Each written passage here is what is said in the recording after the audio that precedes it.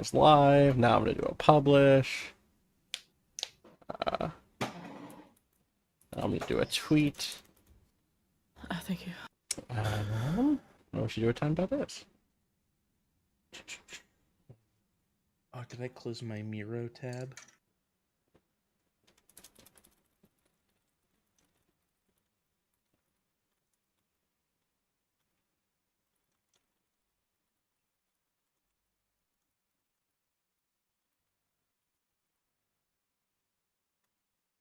There we go.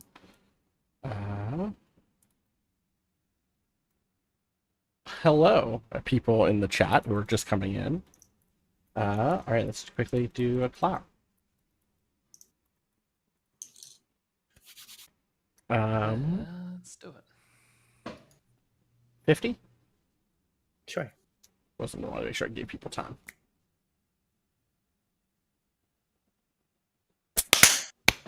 Oh, there was a real late. What happened there? I think that I skipped a couple and I thought I timed it out good, but I maybe didn't. I see. No, okay, let's do 105. Wait, you skipped. Nope. Okay. Timed out is skipped numbers. That didn't happen. Oh, sure. Okay. All right, 15.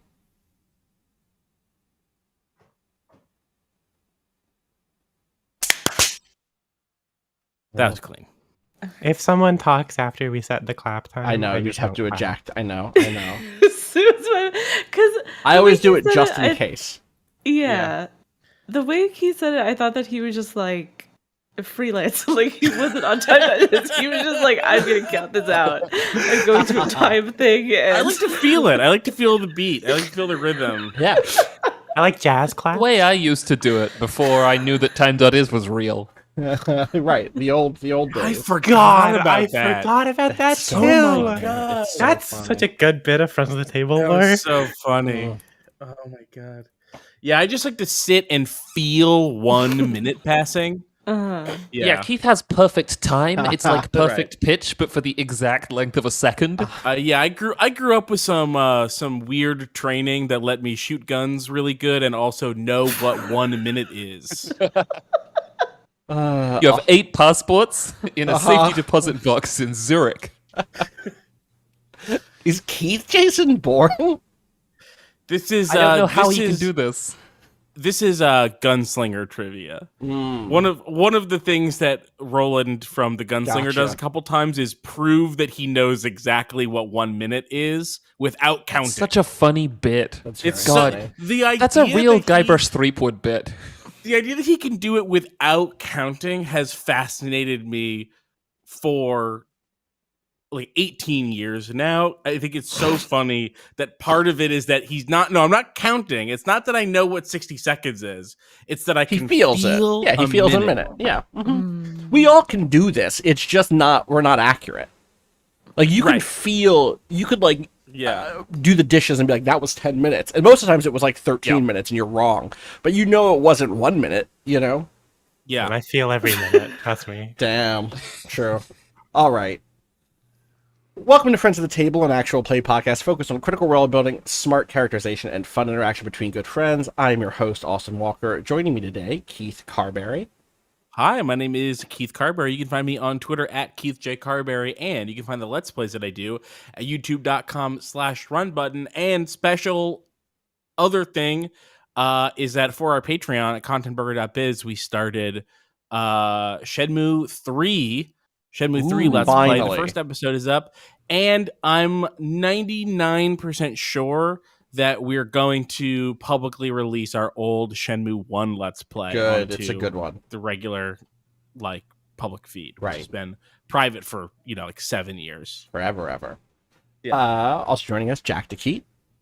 Hello, I'm Jack. You can find me on Twitter at NotQuiteReal and buy any of the music featured on the show at notquitereal.bandcamp.com. Sylvi Claire.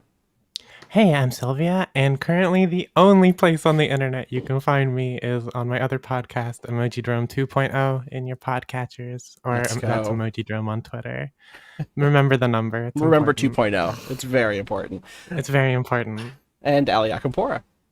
Hi, you can find me over at Ali_West on Twitter, and you can find the show over at Friends_Table. Today, we are doing what we promised we would do during our fundraiser for the National Network of Abortion Funds, which is adding a game to our road to Palisade, because we didn't have enough already. We are playing Orbital, a sci-fi RPG, precarious spaces amid interstellar war, by Jack Harrison. It is a gorgeous book. You can see the cover art of it right now if you're watching the stream. The whole book is filled with incredible blue and gold little illustrations. I have the little physical copy of this book, and it's one of my favorite little things. I've like had it in my bag for like my messenger bag for 2 to 3 years, and I've like reread it once every like 3 or 4 months. Every time, sometimes you're like in a place and you're like, I don't have anything to read. My phone is dead. I'm gonna just reread this book, and it's just like such a pretty little object. I really like having it. In any case, we are, as we promised during the fundraiser, going to return to the Brink, everyone's favorite truck stop / space station at the very edge of the Twilight Mirage. Orbital is a belonging outside belonging / no dice no masters game using the system that Avery Alder first debuted in Dream Askew. And I think today we're going to probably end up making the station, making our characters, and seeing if that's about what we'll get done today. My guess is it'll take us a little while. The last time that we tried Dream Askew, the same thing happened.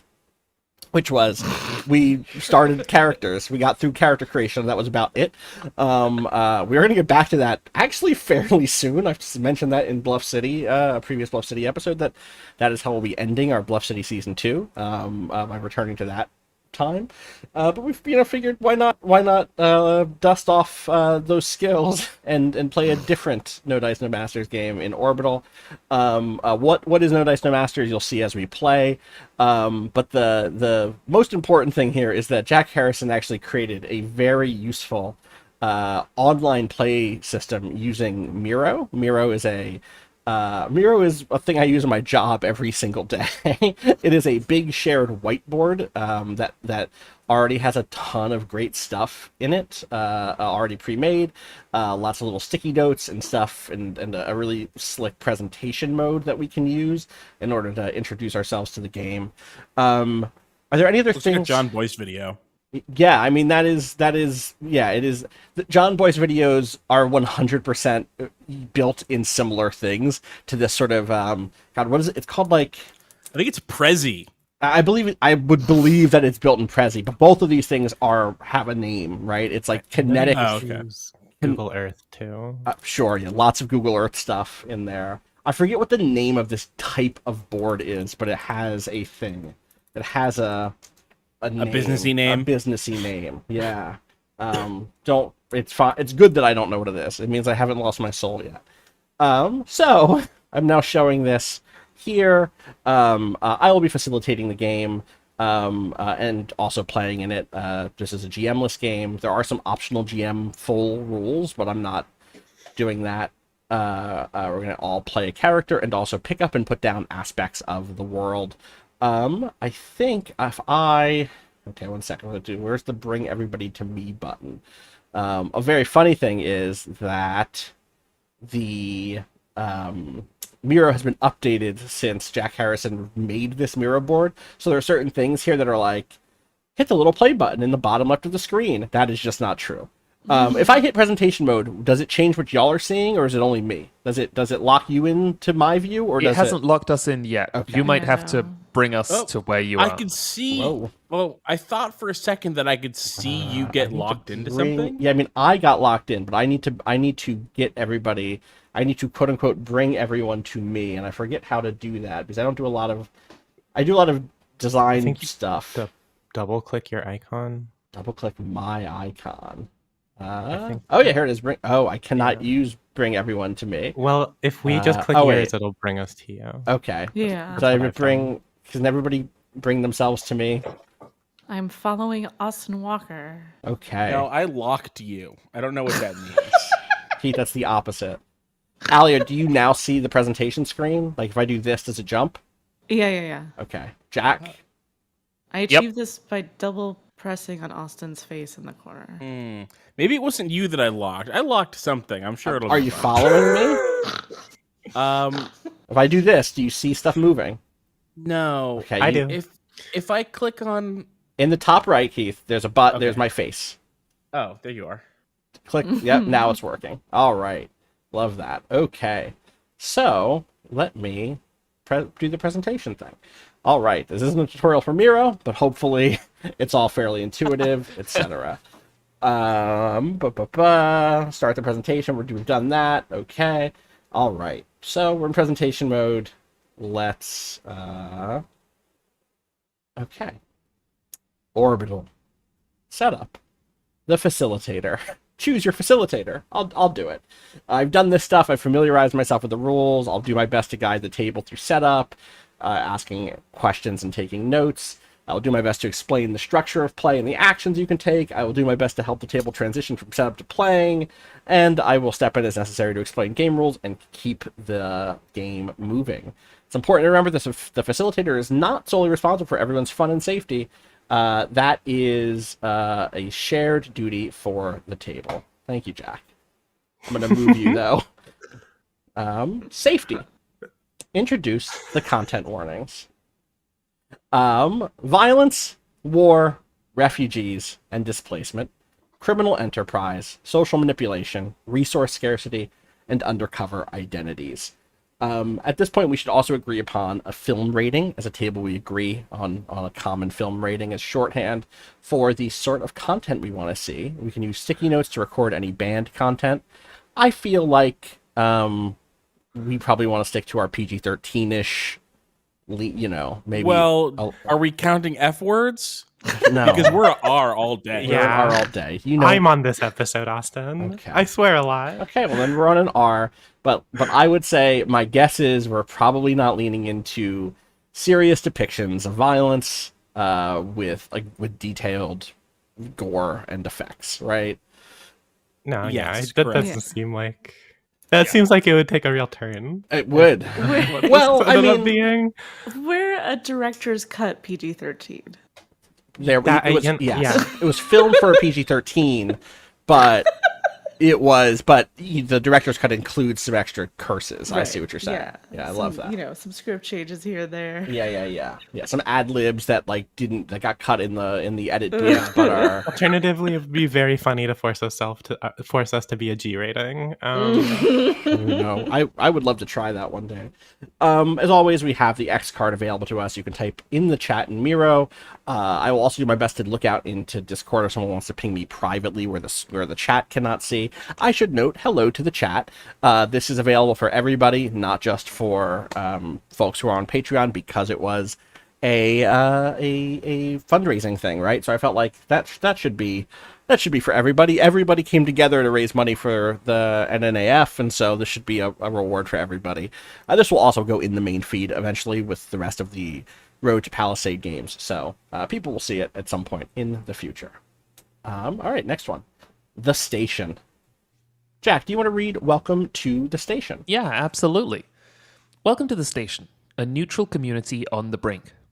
Imagine an all-consuming interstellar war spread across a vast galaxy and involving trillions of willing and conscripted participants. Then imagine a lone space station, ancient and strange, somehow set apart from this conflict. Through significant effort and fortuitous circumstance, it has remained unaffiliated and relatively peaceful, providing a sanctuary for the lovers and thinkers refusing to side with the warring powers. But this hard-won neutrality is not even slightly secure. There's always someone offering vital resources for a little influence, plotting to displace our leaders, or smuggling military equipment into the station's forgotten corners. Misfits, rebels, and troublemakers. Holding back these myriad threats is an informal network of dependable sorts, each with a stake in the station's continuing vitality. These characters, politicos, artisans, brokers, and so on, aren't necessarily officially recognized leaders, but their influence is felt strongly across the community. They might not get along, they might even dislike each other, but they are united by their belief that the station is a cherished place that must be protected. The question is, When the pressure rises, can they put aside their differences and personal motivations for our community's greater good? All right. Next page. Sylvi, do you want to read This Much Is True? Yeah. Every community in Orbital starts with these 6 points as a foundation. Before you create your station, read them aloud. We are a neutral station widely recognized as unaffiliated with either side of the ongoing war. The station is much older than our little community, and much of it is unexplored. We have sufficient resources to ensure we meet all our residents' basic needs. We celebrate and value difference in many forms, both personal and cultural. We operate open borders, accepting new arrivals with compassion and providing for them as equal residents. The world outside is hostile and treacherous, so we avoid leaving our station wherever possible. You'll find these little media players around the page with the games and soundtrack embedded. Unfortunately, there's no way to share audio all over Miro at the moment. You can share audio in your video chat or just listen to the tracks on your own. I should note here that there is a wonderful soundtrack that comes with this game. It's really good. We're not using it because we already do our own soundtracking, and I don't want to step on the toes of anything Jack wants to do. I don't want to confuse people about like where the music came from, but if the composer of those tracks is listening, which I'm guessing, no, it's somebody else. It's Christopher Michael Roberts. Did the soundtrack, is excellent. So shout outs. It comes with the game. If you pick up the game on itch.io, I definitely recommend it. It's a bunch of little like 1 minute stingers, like 1 minute little short tracks tied to all the different classes, all the different playbooks from both players or for both characters and aspects of the setting. Here is the station sheet. The station name goes on top. The station visuals go here. You'll use the mind map to draw the station during play. I'll have a list of some minor characters. There's also this list of threats, and I can read about threats in a second once we get there. Allie, do you want to read Creating Your Station? Sure, yeah. Take turns choosing from each list as instructed to describe the physical environment of your station. Lists are in sticky notes, like this. Yeah. Once you've used them, you should delete the notes. You won't need them again. Let's pause and talk about station visuals, and let's go to the bit where there are stuff here. Y'all are still following me? Maybe? No? Yeah, no. I am, yeah. Okay. So let's talk about the Brink. We haven't seen the Brink in our lives in Oh boy. 3.5 years? You mean in 4 our years? actual real Our human actual lives. human lives. Yeah. Twilight Mirage 63. No, 67. 63 is guaranteed events. 67 is the finale. August 30th, 2018. 4 years. Don't make me think about 2018. Sorry. We haven't seen it since then, and we haven't talked publicly about what is going on in the Twilight Mirage in terms of time and space. And there's also stuff here that we've already talked about in terms of, I mean, just thinking about these 6 things that are true. I'm going to jump back to the presentation mode so I can quickly go back to it. Here it is. We are a neutral station. We know that that's true about the Brink. It always has been. It always, maybe not always will be. We'll see how this game goes, I guess. But it's neutral. Even inside of the Mirage, it always felt like sort of, I mean, it felt like its own faction, but it also felt like a place other factions came to do business. It's much older than our little community. Was not true at the time of the Twilight Mirage season, because the station itself was pause. We are going to have to spoil parts of Twilight Mirage and all of Partisan to do this. That has been the case with all the other Road to PALISADE games. But we're going to have to talk about specific fates of characters. We're going to have to talk about what happened in the Twilight Mirage in at least broad ways. So this is your warning that we're going to be doing that. I think that it's probably fine to listen anyway. But I will say that, like, if you're someone who's like currently listening to Twilight Mirage or who wants to, we will be talking about some some things about the end of Twilight Mirage as we play. I don't know how we couldn't. So yeah, I can't wait to spoil all the things I remember about Twilight Mirage. I have a list here of things that I remember that I'm ready to spoil. But we know, for instance, that the Brink was not an ancient station that this community found, as it is in Orbital. Instead, it was a kind of repurposed listening station, rapid evening listening station, that was also housing the consciousness of Satellite, aka Grey Gloaming, who ended up being, who's one of the intro speakers in the first half of Twilight Mirage, and it ended up being a sort of middle ground during the big time skip and during the back half of the season. So we know that, for instance, there again, the station is not. I mean, maybe it's older than whatever the current community is there now, but we don't necessarily. It is not an ancient station that has that we've stumbled onto without any continuity.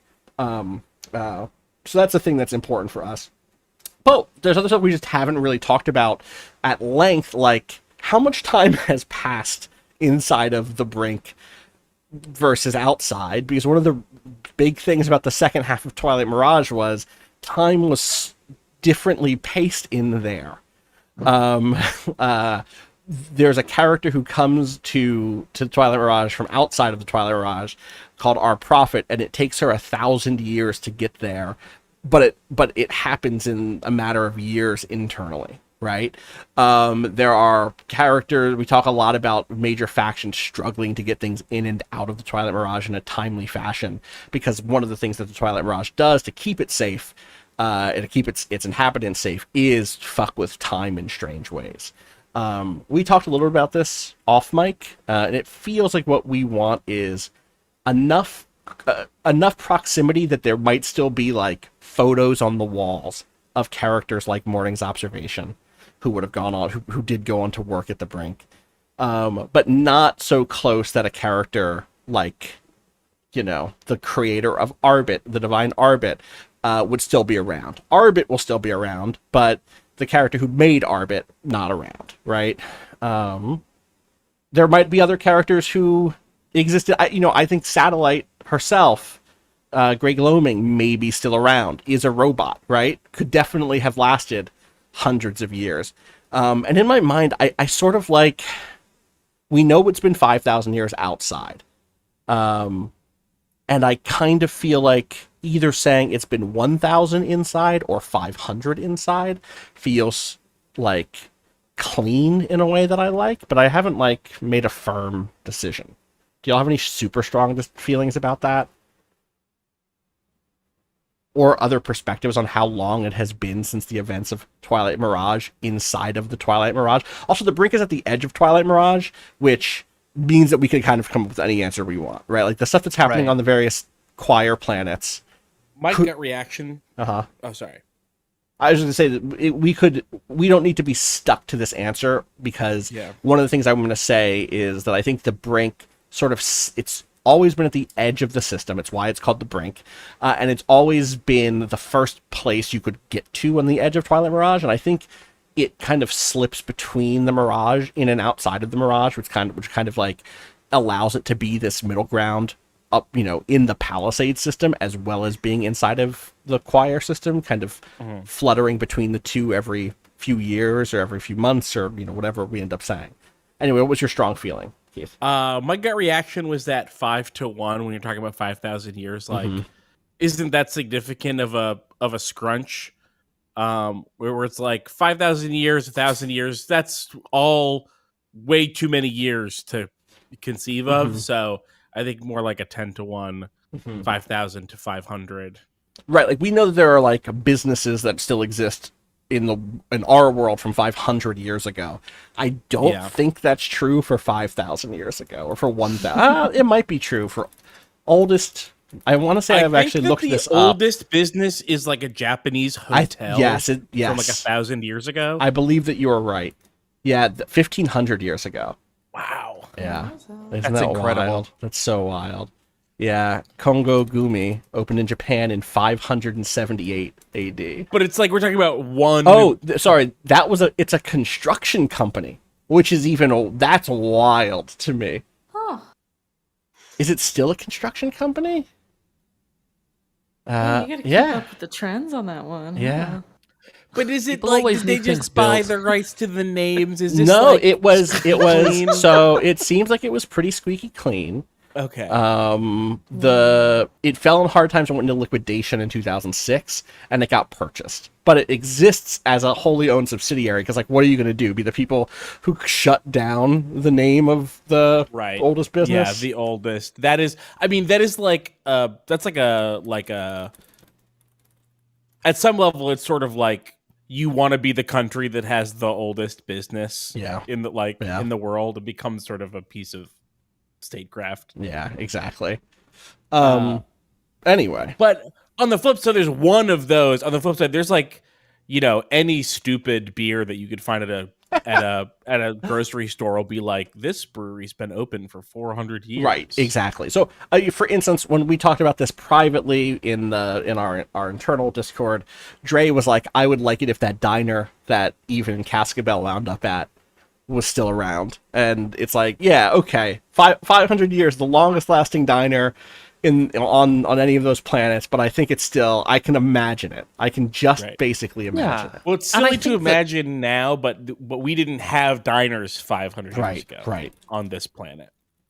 Yeah, I think that also the Twilight Mirage is kind of weird and extraordinary, and I wonder if 500... I imagine 500 years still feels like a long stretch of time, but I imagine that lifespans are all over the place in the Twilight Mirage. There are probably people who live for 6 to 8 days and have, like, full lives, and then there are also people who live for, like, right, one of the 400 years. I mean, one of the things I discovered when I was looking into all of our time shit, which is like, this is on us because we ended Twilight Mirage, and there was a thing that happens in the finale, which is the Axiom Aperture exists and drills a hole in the wall of the Twilight Mirage, briefly, and y'all cleaned it up, but we never talk about if it fucked with time or not, and so we never really answer if time changes again. But two, a thing I discovered was Grand Magnificent during this year of ours time jump experiences that time jump for 5 years, and everybody else only experiences it for 1. And I think really it says cool. Basically everything you need to know about Grand Magnificent in the second half of Twilight Mirage. By the way, just real quick before it becomes totally irrelevant, the hotel I was thinking of was established in the year 705. Incredible. And it's called Nishiyama Onsen Keiyunkan, and it's been family run for 52 generations. That's so long. Wow. It's so Holy long. shit. The oldest restaurant is Restaurante Botín in Madrid, which was founded... Roman? No. Madrid is in Spain. Madrid is in Spain. 17. Rome has been in Spain. Right. Well, that's at first I was like, wait, does Jack mean is it as old as the Roman Empire? No, I briefly thought Madrid was in Italy. I see. 1725. So that's God, That's the oldest running restaurant, but restaurants as a concept is like so. But wait, this other new. list I have is saying that that's wrong, and the oldest is St. Peter's Stiftskeller in Salzburg, Austria, which was established in 803. Oh my god, Jack! It's probably like someone doesn't count that as a restaurant for some reason. Yeah, it's like it's a beer hall or something, and they're like, a beer hall isn't a restaurant. Yeah, totally. That's how the person who wrote the first article sounds. Yeah. Piece of shit. I mean, piece of crap. Oh, you know what it is? Thank you, Jack. Thank you. The thing is, the one in Madrid holds the Guinness World Record. Who the fuck cares? Get out of here. All right, closing these tabs. So let's talk about what this place looks like. If you look, there are a bunch of, we come over here, you follow these little tags, these little lines, up to where there's like structural features, 2 to 3 things we found, 2 to 3 marks we made. You want to just like go around and each of us choose one of these, and we'll go around twice? Yeah. Before we do, can I check real quick? So Yes. in my mind, I have been picturing the Brink wrongly as just like almost like a little floating rock with a diner on it. Yeah. I would like to take a little moment to discuss, the size of this thing and what it contains, at least at the time of Twilight Mirage, outside of like a basic how much room do we have to play with? You have to remember that station? Spaceships docked there. Big spaceships docked there and traded cargo and resupplied. It was big. It was always very big because otherwise it couldn't have been a space truck Like a stop. truck stop. Yeah, exactly. So it's sort of like it's like a habitable space station with a diner at and as its heart. A diner was the place that we spent the most time framing. We also know that it carried a terrible weapon inside of it. What diner hasn't? True. That Primary and Satellite had considered using at one point. I imagine I have an answer for why it's bigger now than it was then. But I have an idea for that. But I do think that you're fundamentally right that like it did not have like a huge living quarters for thousands of people or something. It wasn't Deep Space Nine, right? It wasn't one of these like central important space stations that you see in science fiction a lot, where there are tens of thousands of people living there, as if it's a city.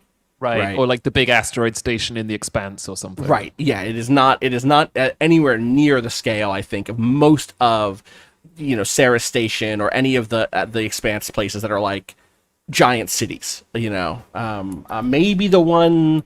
What's the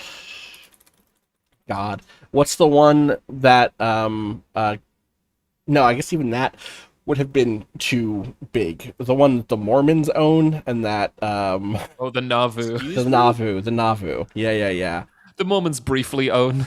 Yeah, it is taken from them in a way. Or the ship that they're having built gets taken from them. Anyway. Yeah. That's the Expanse. So yeah, smaller than that, Jack. I'm trying to think of other things we knew about the Brink, but I think that those are the big things. So, I guess again, the thing that we have to get it to, in a sense, is let me find there. I think that there's a write up in just the book that kind of gestures at the scale of the ship or the scale of the station. I guess I don't necessarily see it. I guess it's partly that the 6 things, right? Which is like, it's big enough to be important at this point. It's big enough to have a lot of people move in and out of it. In that way, it doesn't necessarily have to be gigantic. But yeah. Okay. I think I have an easy starting structural feature that I could kick off with. Sure. Are you taking it from one of these, or are you just gonna? Yeah, I'm taking it from one of these. Okay. I'm going to back us out of presentation mode so that you can just write it directly here if you want. I am going to add... How do I do this? Oh, here we go. Swirling Nebula. The Brink is in the Twilight Mirage. Yes. We've gestured in the past about being on the very edge of Mirage space and like little bits of color coming in. I think we saw... what was the great first Divine and Candidate or Divine and Excerpt that we met this season? She's named after a flower, and it's the Divine Loyalty. It was your character, right? We've already the V. It doesn't. Yeah, it we've doesn't. Already matter, played. but, we've already done so many it's already been so long since we started the road to Palisade that we have forgotten key details. People in the chat will remind Key us. Details. That was the name of the. But with a V. we've seen her cockpit be sort of suffused by color, but I think that now we are actually in a place where the Brink is hovering in the what do you call it? Floating in the sunset-hued safety of the Twilight Mirage. Veronique. Dakota said it the second I saw it on our Patreon. Yeah, Veronique. Anchor. You remember? Anyway, sorry, I did not mean to interrupt. No, you're good. So there is pastel and jewel tone colors pouring in through the windows. Out in the distance, we can see these sort of great pastel, almost nebulas forming and swirling and moving like dust in water around the Brink. This is full-scale, beautiful Twilight Mirage colors. Love it. I'm gonna add something very ugly instead. Why is it so big? Wait. The old storytelling game. Yes. There we go. This is going to be, so in my mind, the general shape of the Brink, and this is truly, in retrospect, isn't just because I've been looking at the Orbital art for so long. It's sort of like, I guess, like diamond shaped in some ways in my mind. It has kind of like a flat top that then kind of comes down. You know what it could also be me thinking about, as I'm always thinking about, is is Omega Station in Mass Effect has a similar. Oh yeah, totally. That kind of has more of like a jellyfish vibe, but you get what I'm saying, right? That it's like wide and circular on the top, and then it kind of comes down to a Almost like a point. nail. Almost like a nail. I think I've always thought of the Brink is less. The vertical shaft isn't as like long and pointy. It's much more like a natural, slow, curve inward. But actually, the nail look is also very good for this. If you double click, you can access a thing. Whoever was clicking, you'll dip into it, and then you can copy and paste. Anyway, I think that the thing I'm adding is a sort of uneven skirt of ships that have been permanently welded to the circumference sick. of the core Brink. So that over the last few hundred years, you'll just have a huge freighter that just becomes part of the body of the Brink. And like the diners and all the middle public spaces that were there from the beginning are in the kind of the top, right? They're at the top of the station, kind of at the whatever the highest point is, or the center of that top floor. But now there's just dozens of these other ships, large and small, circular, round and squared off, and rectangular and triangular, all weird shapes, because Twilight Mirage was filled with weird spaceships, all just sort of like jutting out in a sort of outward, downward angle from the center, So that's like a skirt of various ships, various large ships. That's cute. Oh yeah, permanently welded onto the central structure. Who's up? Who's got another thing? And also for things we found, I think that those could also be things that got welded on, right? So like if someone did want a defunct corporate branding, that could be stuff that was like brought on from a defunct corporate ship that has long since been attached,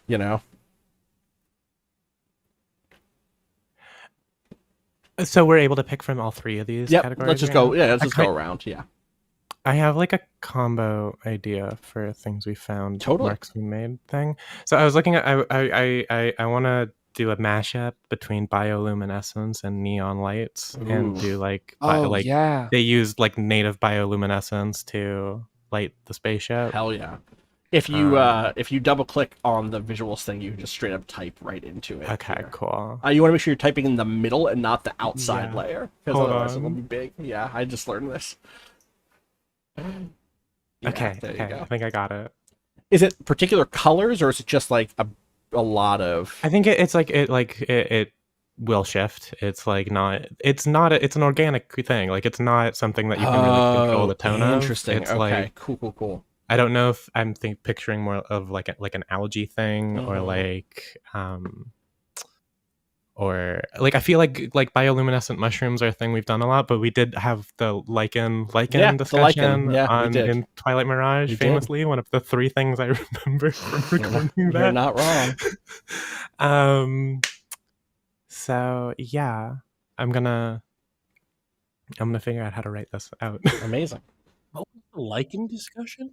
In the first arc of the ground game, there was the strange glowing lichen. This is some suggest that this is where you first got the name Lichen. Oh, I deeply do not remember this. Yeah. Yeah. It was like that might have been 2017, It almost certainly was. Yeah. Keith or Allie, do y'all have ideas for what it looks like? You can, again, just feel free to pull right from the list. My mind keeps going back to those like arrows that IKEA puts on their floors or whatever. Oh, sure. Yeah.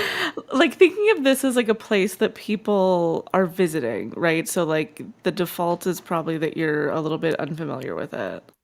And then also just the scale of this thing. Also it being like a place that provides service or hospitality. Of being like, yeah, if you got to go walk through this big old freighter, if you're coming up through the south or whatever, but there's going to be like signage. I wonder if there's like signs for different types of mobility saying like it might take you this long to get here, or like if you're aiming for that place, bank 20 minutes or whatever. Yeah, definitely. I think that's so. In guidance system, but guidance system sounds like we're talking about moving a ship around. It's just like navigational signage, like signed guidance, and it feels like also maybe with that is just it is a place that where moving through it has been thought about a lot and has been invested in. If you're saying, Jack, like different types of mobility, and also it just feels very Twilight Mirage to me to take that into account, right? Where it's like, hey, there are passageways that have the sort of 0G handhold hooks that like can pull you through places quickly. There are places that have obviously lots of ramps up and down places. There's lots of like various if you are a synthetic person that like lives between different bodies, you can store one in different parts of the station and like zap your consciousness between two of them.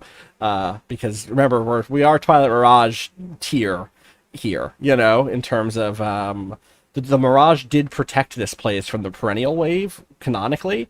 So that means like all of the truly wild space fantasy tech that Twilight Mirage had is still working here. So maybe it gets jittery when it's closer to Palisade than deeper into the Mirage. That's kind of fun that like the lights go out sometimes because they're running on old tech that would get hit by the perennial wave. But Keith, any of these jump out? Yeah, I want to add community gardens. Yes, hell yeah. Yes, baby. People are eating here. What are we shipping and everything? That's silly. We got community gardens. People are gardening. Absolutely a Gig Kephart edition hundreds of years ago. Gig was like, listen, you have to be self-sustaining. Yeah, you have to add some community gardens for sure. Jack, do you want to wrap back around? Yeah, totally. Let's see.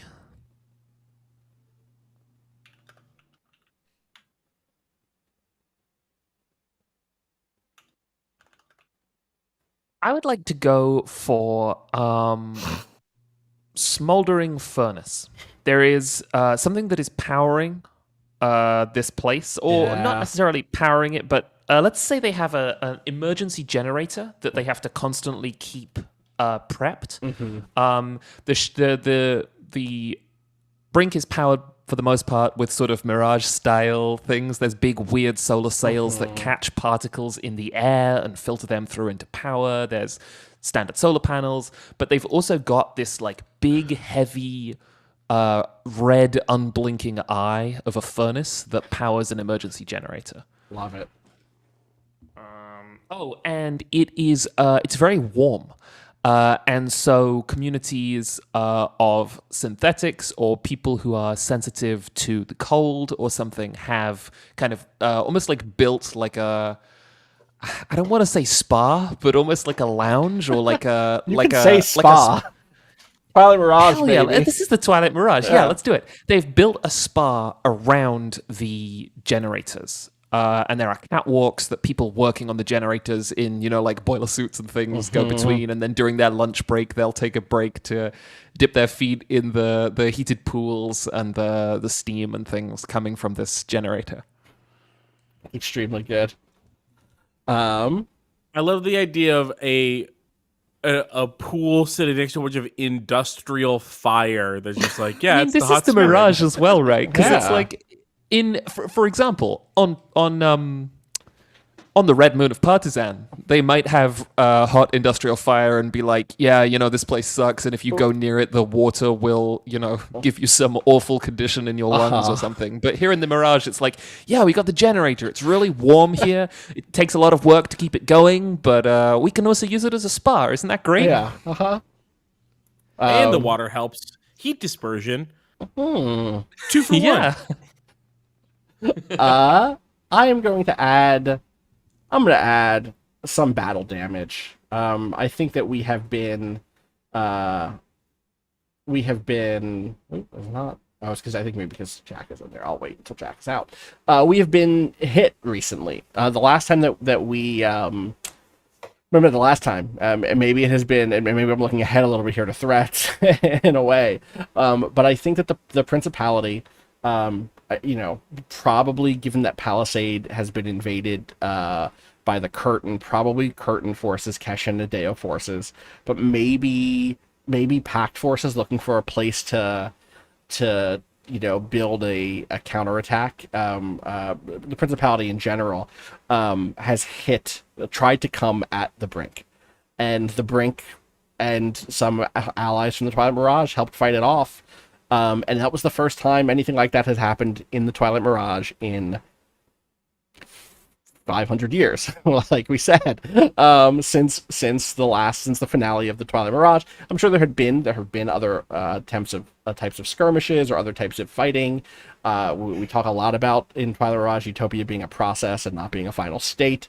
I think that even with the unity that came at the end of Twilight Mirage, it's hard to imagine that that unity would be, almost a surfaceless, eternity. There's going to be blips of things. There's going to be disagreements. There's going to be bad actors. There's going to be people who attempt to bring the system down, and it's how a system like that can react to those challenges that changes things. So they were not unprepared, but it was the first real major thing that's happened.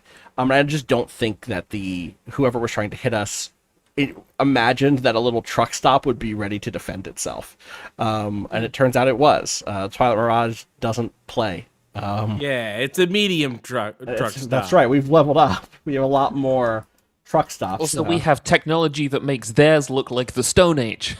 And I think that it's like there are. It's not just battle damage in the sense that like, oh, there is burn marks on plating. The actual battle damage, or the thing that signals the battle damage, is people are working to fix it, right? So there's lots of people welding on replacement armor plates on the big ship skirt. There are people replacing the you talked about the solar like nets or whatever, Jack. Like, people are reweaving those and repairing them. The thing that we see that the camera shows the battle damage through is people fixing the battle damage. It's people repairing the pipes that bring the heat from that generator across the station. It's people working on making sure that everything continues to work. So yeah, that's my next one.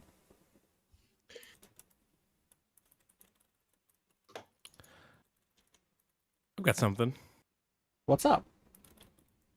You want community garden benefits? You gotta have community garden problems. We've got grasping vines and sprawling roots, baby. There we go. Now we're talking. They grasp. Dear. They grasp. Grasping vines. What do they grasp? Who do they grasp? I'm gonna say these are nuisance vines. So they'll grab. I guess they'll grasp anything. You can get grasped by a vine. You can get grasped by a vine. Moved. Yeah, you can get moved. You can get delayed wherever you're going by a nuisance vine. They're good eating though. You just gotta grasp them back. Oh, it's the fucking Twilight Mirage through and through. Yep, we're back, baby. Yeah, tastes good. Well, they're like ramps. It's ramp season all year round. Look, sometimes you get moved from A wing to F wing. Sylvi or Allie? I got one more. Okay.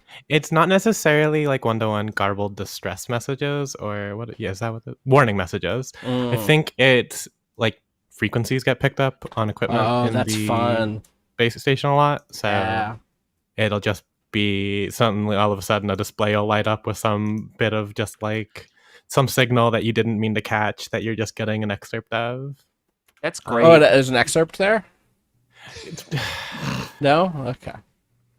Is that broadly sort of cultivated as well? Where it's like, is this something that people on the station are like, yeah, this is actually okay? Or is it just straight up a coincidence and a surprise? I think it's both a coincidence and just like a matter of where they are in like space.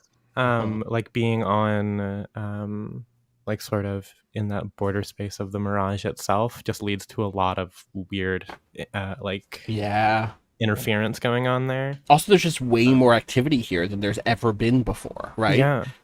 People found Palisade, which means that there are people in all of the nearby sectors. People are sending messages nonstop. There was an invasion on Palisade, right? Yeah, and I think we established that like the Mirage has like more advanced tech than places outside of it, right? Yeah. Like I think that part of it is that for Mirage tech, comparably, this is antiquated stuff that they're picking up. Right. It's like getting like a radio signal on like your like. I was gonna say your radio, and I was like, well, that doesn't really make perfect. That's not like the one-to-one thing I'm looking for. I know what you mean, but though. it's like, yeah. It's like if a walkie-talkie got picked up on your radio. Yeah. There it is. I'm a professional speaking person. I gotcha. You're gonna add that to the list. Mm-hmm. Okay. And then Allie, one more. I have my final one. We have an invasive bird species. Oh, Yo, evasive or invasive?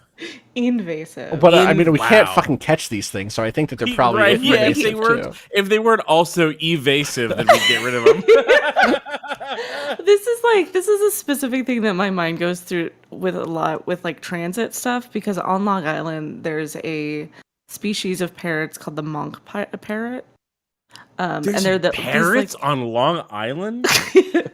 Let me tell you, they're like these very like looking out of place green birds that are very cute, and like the story, I don't know if it's like a legend or if it's real, that like they were being shipped through JFK and then the box got like broken or whatever. This is Bluff and then City they were to just me. chilling, like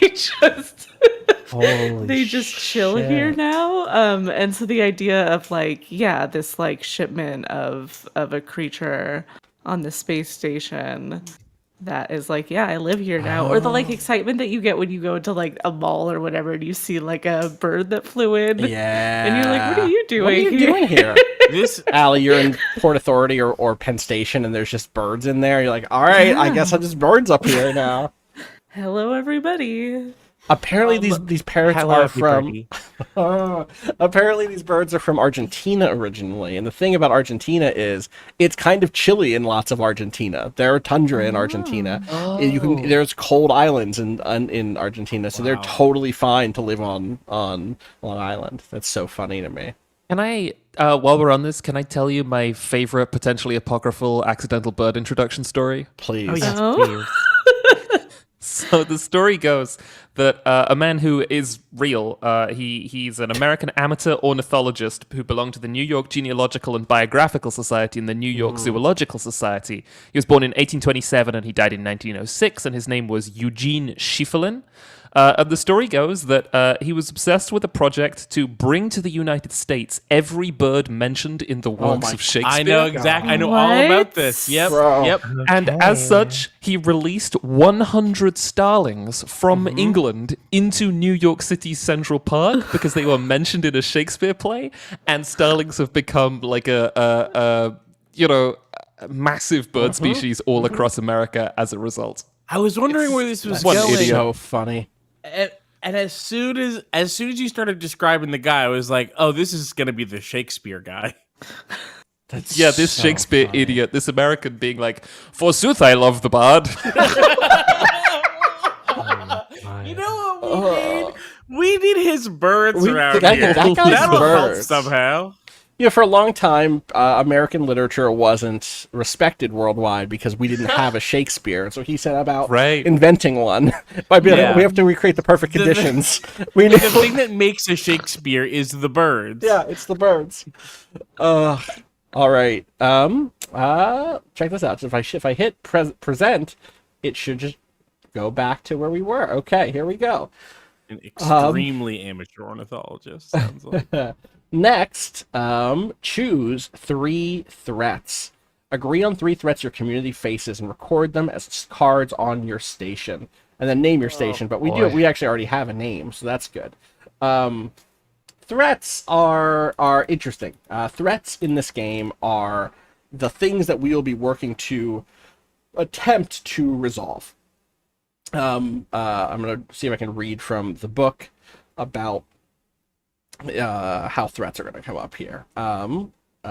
When you start the turn, when we start the game, we're going to show minor scenes that show our life before the threat starts manifesting, or manifesting again if it's a threat that's already established. And then at the end of each round of play, after we all get a scene, we'll cross off any threats that happen to be resolved. And then when all 3 threats are resolved, we will conclude the game with an epilogue. Those threats can be a lot of different things. You'll see below that there are a bunch available there. But there's another moment where we will, during, I want to say, minor scenes maybe, we end up connecting our characters to, or parts of our characters to those threats to kind of indicate that, like, hey, this is the one that I'm working on or looking at right now. So there are 3 of them, as you can see, 3 spots, and there's a big list of them yet again here. Some of these are really... The number 1 threat here, like the first threat listed, is like, oh, okay, this is the game. That's like hundreds of military starships are using a nearby moon as a staging area. Well, that's simply true, isn't it? Yeah. Let me just grab that one and just drop it in. And that sort of contains like the broader thing of like war is coming potentially. Yes. Yep. Yeah, I think so. Now is the thing to think about, like, trying to get a B and C plot out of these, or do we want them all to be big? They should all be big. They should, I don't think we're not going to end this by being like, and we solved the PALISADE crisis. Right. That one is going to continue. We are just going to figure out a way to resolve our safety from it. Maybe part of the fact that we have been damaged recently, hey, we won that fight, but we might not win those the next time. It was not as cut and dry, or maybe we just won't be able to pull on as many resources. But given that we know that one won't resolve in finality, and that, like, the principality leaves PALISADE and therefore stops threatening us permanently, maybe we do want those other ones to be less severe than, or at least one of the other ones to be less severe than the might of a galaxy-wide empire is on our doorstep. But I'm interested in other stuff, and there's other stuff here that I have been thinking about. But I want to let's as a group, let's at least come up with a second one. I don't want to just say. I would like to bring something that I notice right away, which is one of these has synergy potential with like 90% of this list. Which is? And I don't think that it's necessarily my favorite one as like just in a vacuum, but the synergy potential of residents have been disappearing, emerging days later as new members of a strange cult. You just love that as a B plot for anything else we do. So take that, and also the scion of a powerful aristocratic family was just shot dead on our station and nobody knows why. Like, Right. that's really good on its Instantly, own, but then also a weaver of the residents strand, with incredible abilities and long list of enemies is joining our community, and there's a strange new cult. Yeah, I get it. I see what you're saying. We have something deep and ancient in the station stirs, and things are getting weird. And residents of its superior 2 days later, adding as the members of a cult. stranger cult. Yeah, yeah. This I'll is add it. Keith's Riverdale writers' room instinct kicking in. Oh my god. Oh, We can't. Like, I saw some shit about Riverdale very It's so recently, and I'm funny. so confused. I gotta finish. I gotta catch up. I'm still like a season back, and it's killing me. I'm so far back, and I recently decided that I want to catch back up. Same. God, same. It just Big goes same. I quit when they rails. were still flip flopping about whether the D&D monster was real. Yeah, I finished no, that at this season. point, I finished that I feel season, but I feel like You're way past that. Yes. Yeah. They've been to other realms of life at this point. Is my That's what got like they just have exploded the reality, and I'm really interested in how they get from, we're at B, so from B to D or whatever. Just a yes or no answer, please. Can Riverdale characters die, or have they transcended death by this point? Both, I think. Both. It's both. I linked a Sounds spoiler good. thing because I know some people might care about spoilers, but this is what I saw So that made me. fucking funny. Oh Amazing. my god, it's so incredible. I can I tell you, I saw one just as ridiculous and different. Yeah, From no, the this same show. So yeah, we're both friends with Ren. Yeah.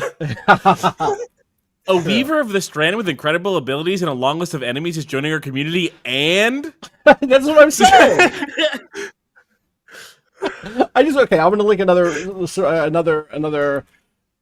live show, or sorry, another Riverdale spoiler in our private chat. This doesn't have dialogue, but it does just have text. They're going all out. And going you know all what? out. Followed the trajectory of the real Archie comics, if you ask Agreed. me. President this is Archie. amazing. Does he get assassinated in the comics? I don't know. I think probably. he does. I think that's true. Anyway, Wait, yeah, no, Archie does die saving his one gay friend. that I remember that. it's Kevin Keller. Yeah, I don't know if it is Kevin Keller In the I think comics. just You're not sure different if name it's in the okay, comics, but okay. yeah, I do remember when that happened. Incredible. All right, we need a third threat. Well, now we're talking about Riverdale, so I want to be like, and prom is tomorrow. I mean, we do have star-crossed lovers from either side of the water hiding out here while hunted by the superiors. God, Sylvi, why did your and Dre's characters not just end up here instead of on the planet from that last shooting game? I mean, they'll be back. They'll be back. They'll be back. They'll be messy. Yes. What if it's not like prom is tomorrow, but it's like there's a big shipment day, so like Oh, I like that. you know what I mean? Like it's gonna be a busy day at work, is there, so like- everybody Yeah. better be on There's it. like a big haul coming through or something. Yeah, what I is like it? this, but I would like us to be specific about what it is, Yeah, so me we too. can start. Is it What is does- coming? Is there like a major resupply thing that we have to do every so often? Like, that maybe isn't the right direction we're going in here, but like if we're talking about stuff that would be coming to If I can lot springboard of that work. into go one ahead. of the ones that's already in here, the A cult again, isn't it? no, a rare valuable artifact was just discovered in our station's vault, and everyone wants it, except it's not in the vault. It arrived on a truck. And there's And-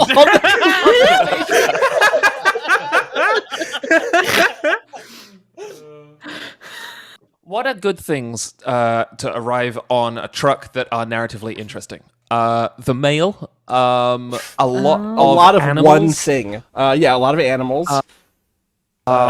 Mail is fun if we can really find some way to weird mail. Like Buddy, I whose do that every mail? day. Like I don't know who's mail to you. Damn, real gotcha question. It's oranges. Yeah, so I was thinking the same. I almost said like one fruit, just thousands and thousands of tons of orange. Of What oranges. if there's or... been a something has prevented. All right, okay. Uh-huh. What I'm going to say is just going to sound so stupid, and we need to figure it out. Katie in the chat says a lot of watches, which is confuse everyone. Go listen to America's Playground, one of our best games ever. Anyway, okay. All the oranges in the Twilight Mirage are produced on one planet, and there has been some kind of a problem that has meant that the oranges. Space Florida. All the oranges have not been able to. But that means that there's now this convoy coming through of basically like the war rig from Mad Max, but for like every. But then why is it all coming through the Brink? I don't know. This is yeah. Yes. And why does everyone want it? Well, what if it's okay? Let me. Can I pitch a way to make this bigger, bigger than before? What if it isn't? Blue. They're blue oranges. Step one, they're blue oranges. Step two, they're leaving the Mirage. They're the first shipment going out into the Principality. It's the first time in 500 years internally, 5,000 years externally, that something is leaving the Mirage. Where is it going? Is it going to help? Maybe it's going to help the rebellion on PALISADE. We're shipping oranges to PALISADE. But we have to make sure that they're decontaminated first. We have to make sure that they're camouflaged, or maybe we don't have to make sure of anything. It's just scary, you know. And the scale of the operation is this close enough? What if it's not? Okay, wait. Sorry. What if it isn't one big shipment coming? This is going the opposite direction of one planet does it. What if blue oranges grow on every planet in the Mirage, and they're all coming? Each one is sending a ship, and we have to load them all onto one ship, one bigger ship. Do you know what I mean? It's like here comes 7 planets worth of oranges, all from a different ship that then have to get repacked, have to get cleaned and repacked, and put on another bigger ship that's leaving the Mirage to go drop off to Millennium Break and the Rebels in PALISADE, which I don't even know that we all agree we should be doing. Maybe we shouldn't even be getting involved in this war. So What's do we the just have it? Go ahead. What's the part that everyone wants? To leave? The fruit? Wait, everyone wants what? Oh, that's just part of the thing, is that everyone wants it. Wait, what are you talking about? And everyone wants it. Where's that coming from? That was from the prompt. What was the prompt? What did the? We started with a rare valuable artifact and got to fruit, but the end of that is a rare valuable artifact was discovered and everyone wants it. You started with the rare valuable artifact. Allie started at what if we have a big day where we have to work on something, and you tied it to this. I don't think that we jumped on board the rare artifact so much. We gave you the cults, okay? That's fine. That's fine. Okay. Well, I guess the thing about and everyone wants it for me is that a big shipment of oranges that is leaving doesn't feel. It's not a threat, right? Sure. Well, go ahead, Allie. My suggestion was just more something that would create traffic, more than. So the an threat above is average amount of traffic. The threat is there's too many people. There's too many people on board, and there's too much activity for. It feels like things are boiling over. It feels like there could be danger. That's great cover for spies to sneak in. That's great cover for some of those oranges to get poisoned. That's great cover for a cult to use the orange shipment to get out of here and spread among the various parts of the Mirage and also outside of the Mirage.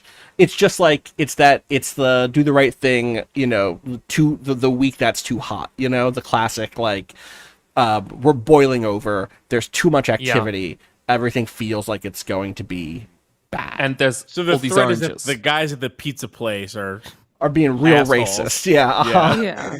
The threat is we normally only move X people through here, and now we're moving 5X people through here in one. So they're people, not oranges. No, but are we done with the oranges? No. They're people. They're oranges, but oranges have to be moved by people, Jack. Right. That's true. I'm sorry. I was just Tender because I had been looking up Tender's orange here? stats. Tender's not here. I've been looking up orange numbers to give us some sense of how many oranges we could be talking about, and I panicked because I thought we were moving off oranges. No, we're still on oranges. We're on blue oranges. Research. Okay. Just want to tell you, that in a Amateur year- dietitian released all of the oranges that William Shakespeare ate. In 1 year, Florida exports about 13,860,000,000 individual oranges. How That's many? 47. That's plenty. They export 13,860,000,000 oranges. That's 77 million boxes of oranges. Each box is about 90 pounds worth of oranges. So we got more than 13 billion oranges, because if this is the Twilight Mirage's entire orange production, I assume that's bigger than Florida. Yeah. Here's how I wrote it. I have to trim it down. A massive shipment of blue oranges has pushed the brink to the brink. There are too many people to keep track of, to safely house, and to keep well fed. Right? It's like if you're working in the diner, it's packed. Right? If you're working in security, there are too many people here. Right? There are lines. You're running out. It's hot. It's hot. Exactly. Everybody keeps getting grasped by the vines. Right. Exactly. Huge shipment.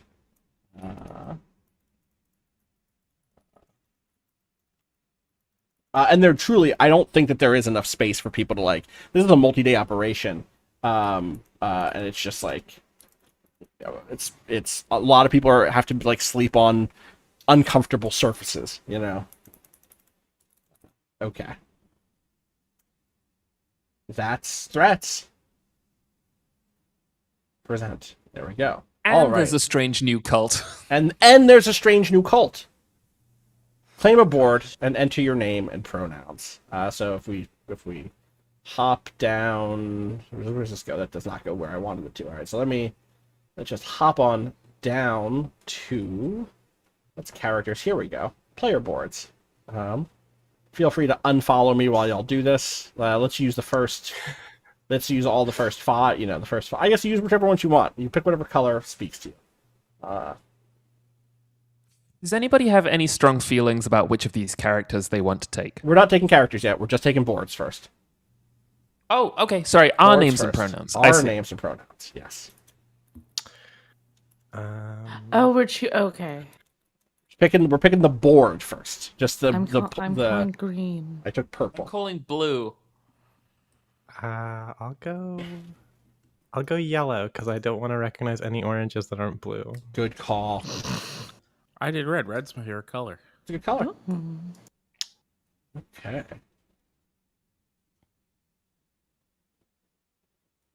Oh, you put. Oh. Oh wait, here. Mm-hmm. Okay.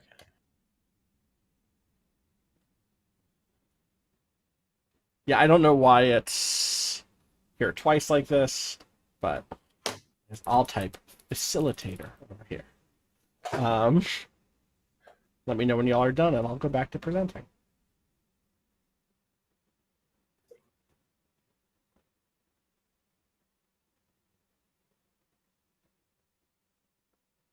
Are we done? I'm done. ready. Yeah.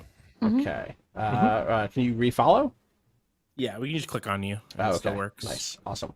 All right. So if you take a look at these, there is apparently this says we'll talk about this in a bit. So maybe I should not have typed anything in there.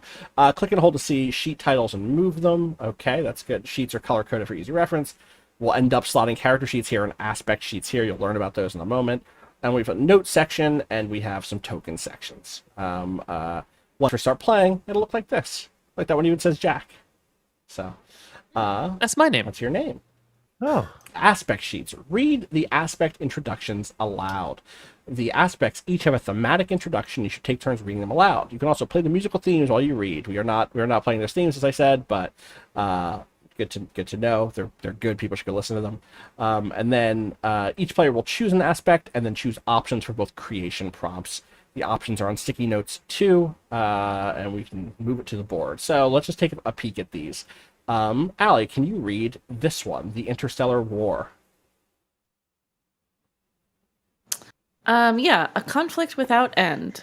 Two powers have been at war longer than most can remember. It began with ideological differences and border disputes, but quickly escalated to a galaxy-wide schism. Now we live amid an open, near inescapable galactic warfare. Almost every planet, asteroid, and construct in the galaxy has allied, willingly or otherwise, with both sides. The fact that our station remained neutral is a miracle, one that requires constant vigilance and sometimes desperate action. Sounds bad to me. I don't know. I query. Sorry, I don't want to I don't want to stop this. Does our Orange's plan make us not neutral, or is that like sort of the tension of the game? I think that's probably. I think that's it's not our plan. It's a plan that's moving through us. Right? Oh, that's what I mean, okay, right? yeah. Like that's part of the tension. Can be we shouldn't even be fucking doing this. This is gonna get us killed. They just attacked us. They attacked us before we even did anything. You don't think they're gonna attack us again? You know, etc. Okay. Sometimes you're a truck stop and trucks are moving stuff you don't want through you. Oranges. Oranges. Political oranges. Political oranges. Oh, the worst right. kind. Keith, can you read the station itself? Sure. Where the... Oh, okay. There. Sorry, I was a little zoomed in. This duct tape works anywhere. Yeah. Okay. Yep. We did not build this station. We found it. As such, the life support systems are a capricious jumble of found, built, stolen, and traded machines. Often we feel more like marriage counselors than engineers, dousing little fires, teasing apart knotted cables, and arguing with our sometimes willful assistant. We keep things running, but so much of the station remains enigmatic and strange. Whenever we search for answers, we're left with more questions. Jack, can you read the markets? Markets, the shape of wealth. On the station, we live and work collectively, from each according to their ability to each according to their needs. Sometimes we argue, from squabbles over little luxuries to schisms over vital resources, but we always figure it out. However, as we grow, we've started to glint in the eyes of the galactic financiers. Austin, I'm afraid your name... Hang on, I can make your name tag disappear. Thank you. They see an untapped market ripe for investment and profit. Worse still, some of their early ventures have solved problems we've been struggling with for years. Hate that. Hate that about a market. Hate it when the financiers arrive and smooth things over. Fuckers. And there's never any cost. Sylvi. Okay. This is the scum and villainy. Like moths to a flame, this is pretty much the only populated place in the galaxy that's not an active war zone, a nightmarish police state, or a desperate, destitute backwater. The problem is, this unique situation makes us a haven for unsavory characters, the sort found in every shady port, seedy bar, and dingy alleyway in the galaxy. There's an implicit agreement written in sly nods and stolen glances that they live with us as equals. Let's just hope they don't decide to change the terms. The unaffiliated.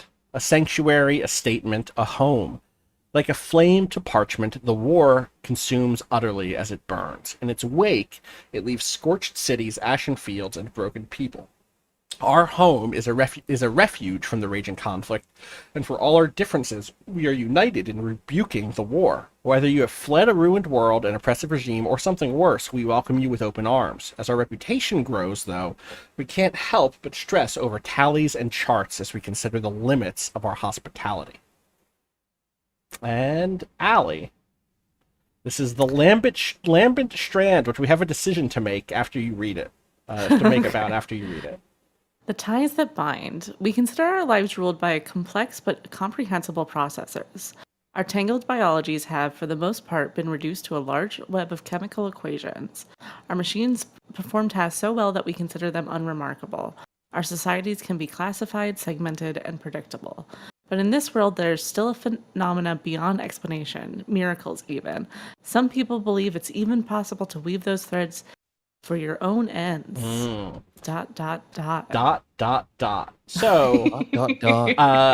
this is in this game is called the lambent strand, a glowing thread weaving every life together into a great tapestry. And like we already talk about Strati having access to the strand in our setting, right? We just did the Lancer game literally about this. But I also think we could interpret this as being the Mirage itself. Yeah. So if I delete this, I think that is what I am feeling more. I think so too. I think that these are, for the most part, and in all sorts of complicated ways, these are Mirage people. And I think while it would be interesting to tell a story where this magic was strand magic, or was strand power and capability, I think we might be doing ourselves a disservice by not taking advantage of the Mirage as an entity and as a setting. So some clarity on what these are, which will help us pick which ones we all start with here. As I said before, this is a game without any GMs. We all take control of these aspects. We all begin with one, but also if we ever want to pick up a different one that hasn't been claimed, we can put ours down and pick up the new one. Aspects have moves the way characters do, and they can help shape a scene, right? So I'm going to delete these summaries really quick so we can get a closer look at these. And we're all going to start with one, like I said. So for instance, we could be having a scene of two people just like, hanging out, talking, and then whoever has the Interstellar War aspect could say, it could introduce a new character into the scene, and it's a soldier in dire need of assistance. A ship on fire comes into dock, right? Or the player who is in control of the station itself could trigger an ominous countdown. All those, the screens that have the weird signals that Sylvie mentioned earlier could just start counting down, right? And that's all up to whoever's currently controlling a given aspect. So, to go back to where we were moments ago, each of us is going to pick one aspect and then create options for both of the creation prompts. You can see here the creation prompts are, one second, let me move this over, are the two sides and two differences. So for us, obviously, we actually know there are three sides in this war. It is the Pact, the Pact, the Curtain, and Millennium Break / the Resistance on Palisade. But differences could be about God, what a great one is their colonial excuses. Fantastic, love it. But their interpretation of the text, their views on tradition, etc. Whereas the differences, the two directives of the station could be to protect that which grows within it versus to prepare for the return of the makers, etc. So, does anyone feel strongly about an aspect? Can I grab the unaffiliated? You sure can. Thank you. Just drag it over. You should be able to drag it. Can you? Can I grab the station? Wait, I think if you click, Allie, if you click on the, one second, here's what I'm going to do. The border, The border, yeah, exactly. I'm not going to lock them because you want to write them. But yes, Jack, you can grab the station.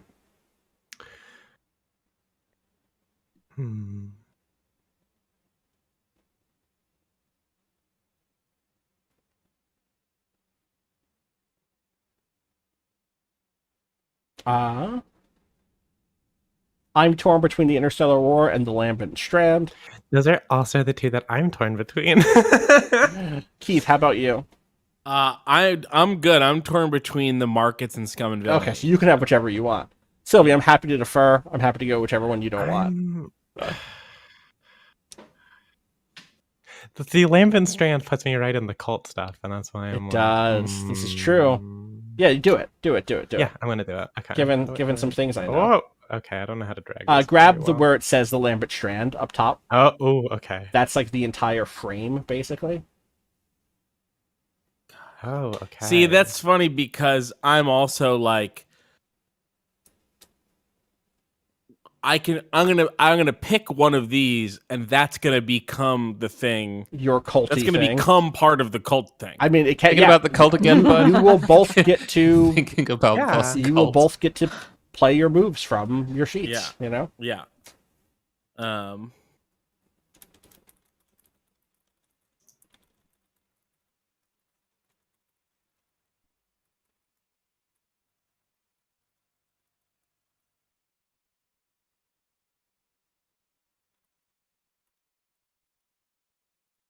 And then go ahead and choose your little options from the set. If you have questions about it, Yeah, I do have a question. Yes. So my one of my prompts here is to name an upcoming event. Ooh, sure. And I was wondering, do we want to come in like on the cusp of like the orange thing, or should like I be introducing like an even different future event that is tied with like either or arrivals? You know what I mean? Okay. Go with your heart, truly. Okay. You went with the unaffiliated, right? Yeah. Yeah. When my thing refers to the we here, is that everyone on the ship or just my specific character? Where is the? It says choose two ways we see it, and referring to the strange. I think that is everybody in the game. Okay. Because I is not... just finished reading the pre-written list of the major gangs. Yeah. The last one is the Orchard Syndicate. And we're fucking in it, baby. Oh my god. Oh my god. Very Fucking funny. Chome Company, except instead of a spice, they're just interested in oranges. It's so funny. Okay. I just wanted will... to make sure that if I picked two like very different things, it wouldn't make my character just like No, so as a reminder, this has nothing to do with your character. Cool. This is 100% just about the world, the game. This is an aspect of our game that you will be the GM for, effectively, right? You will be making decisions. You will be the person who is saying, again, when they play these moves, introducing a new set of characters. If I say, hey, we really need, if we're doing a scene, I'm like, oh, could there be a cultist here? You could pull one of these names from the Weavers here. Not our Weavers, different set of Weavers here. Yeah. Etc., right? So just like things to pull from there, basically. Okay, cool.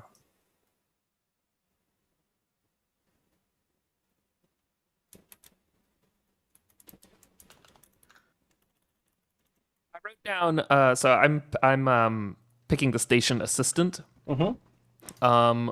And the sort of the book is talking a lot about this as though it's an AI entity. Right. But the Twilight Mirage has different relationships with AI and with synthetics and with humans than this book does, which is fine. So instead, the station assistant is an organization called Brink Proxy, which is a sort of live, ever-changing networked committee of members who have volunteered to take on the higher level runnings of the station.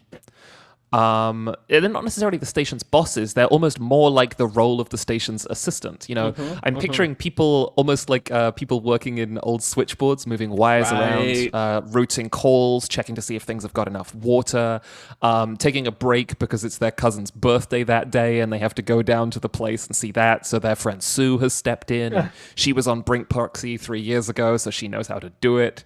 And the first thing I wrote for the first directive was... what did I write? I'm squiggles heading out of it. Ensure the well-being of all the Brink's residents. But then I remembered that we're in Twilight Mirage, so I rewrote it as bread, water, and rest. And then their second directive is maintain the upkeep and development of the station. Do we have enough room? Is something breaking? Is something falling apart? And like all community efforts, including well-meaning community efforts, it doesn't work all the time. People are stretched thin. There's bickering. There are misallocation of resources. But this is the Brink's answer to like, what if we had Siri who knew everything and answered all our questions? And it was a group of people. Who have volunteered for this, yeah. Presumably that includes both organic and synthetic people, right? Oh yeah, totally. And there are AI routines as part of Brink Proxy, but they're one type of thing that's part of a group, effectively. Yeah, absolutely. And they also, they're using their skills that they have. They might be able to crunch numbers impossibly quickly, or they might be able to, Love it. I don't know. Okay. We can delete these tickies, right? Yep, we totally can. Once you're done with them. Just click it and delete it. God, I love the art in this just so much. Someone, I want to say it was Tom Whitney in the chat, mentioned Citizen Sleeper in relation to this game, and I think that there's lots of overlap emotionally between this and that. Jack Harrison, and his studio Mousehole Press, their art direction is just consistently extraordinary. They recently kickstarted and are working on a game called The Slow Knife, which is a game of wretched scoundrels and patient revenge. It's a card-based story game inspired by stories like The Count of Monte Cristo, where a simple death is too good for all those years the villains took from their victims. And it involves like making a conspiracy pin board. And if you get the chance, I would check out the art for the game The Slow Knife, because it's just extraordinary. Sounds good. All right.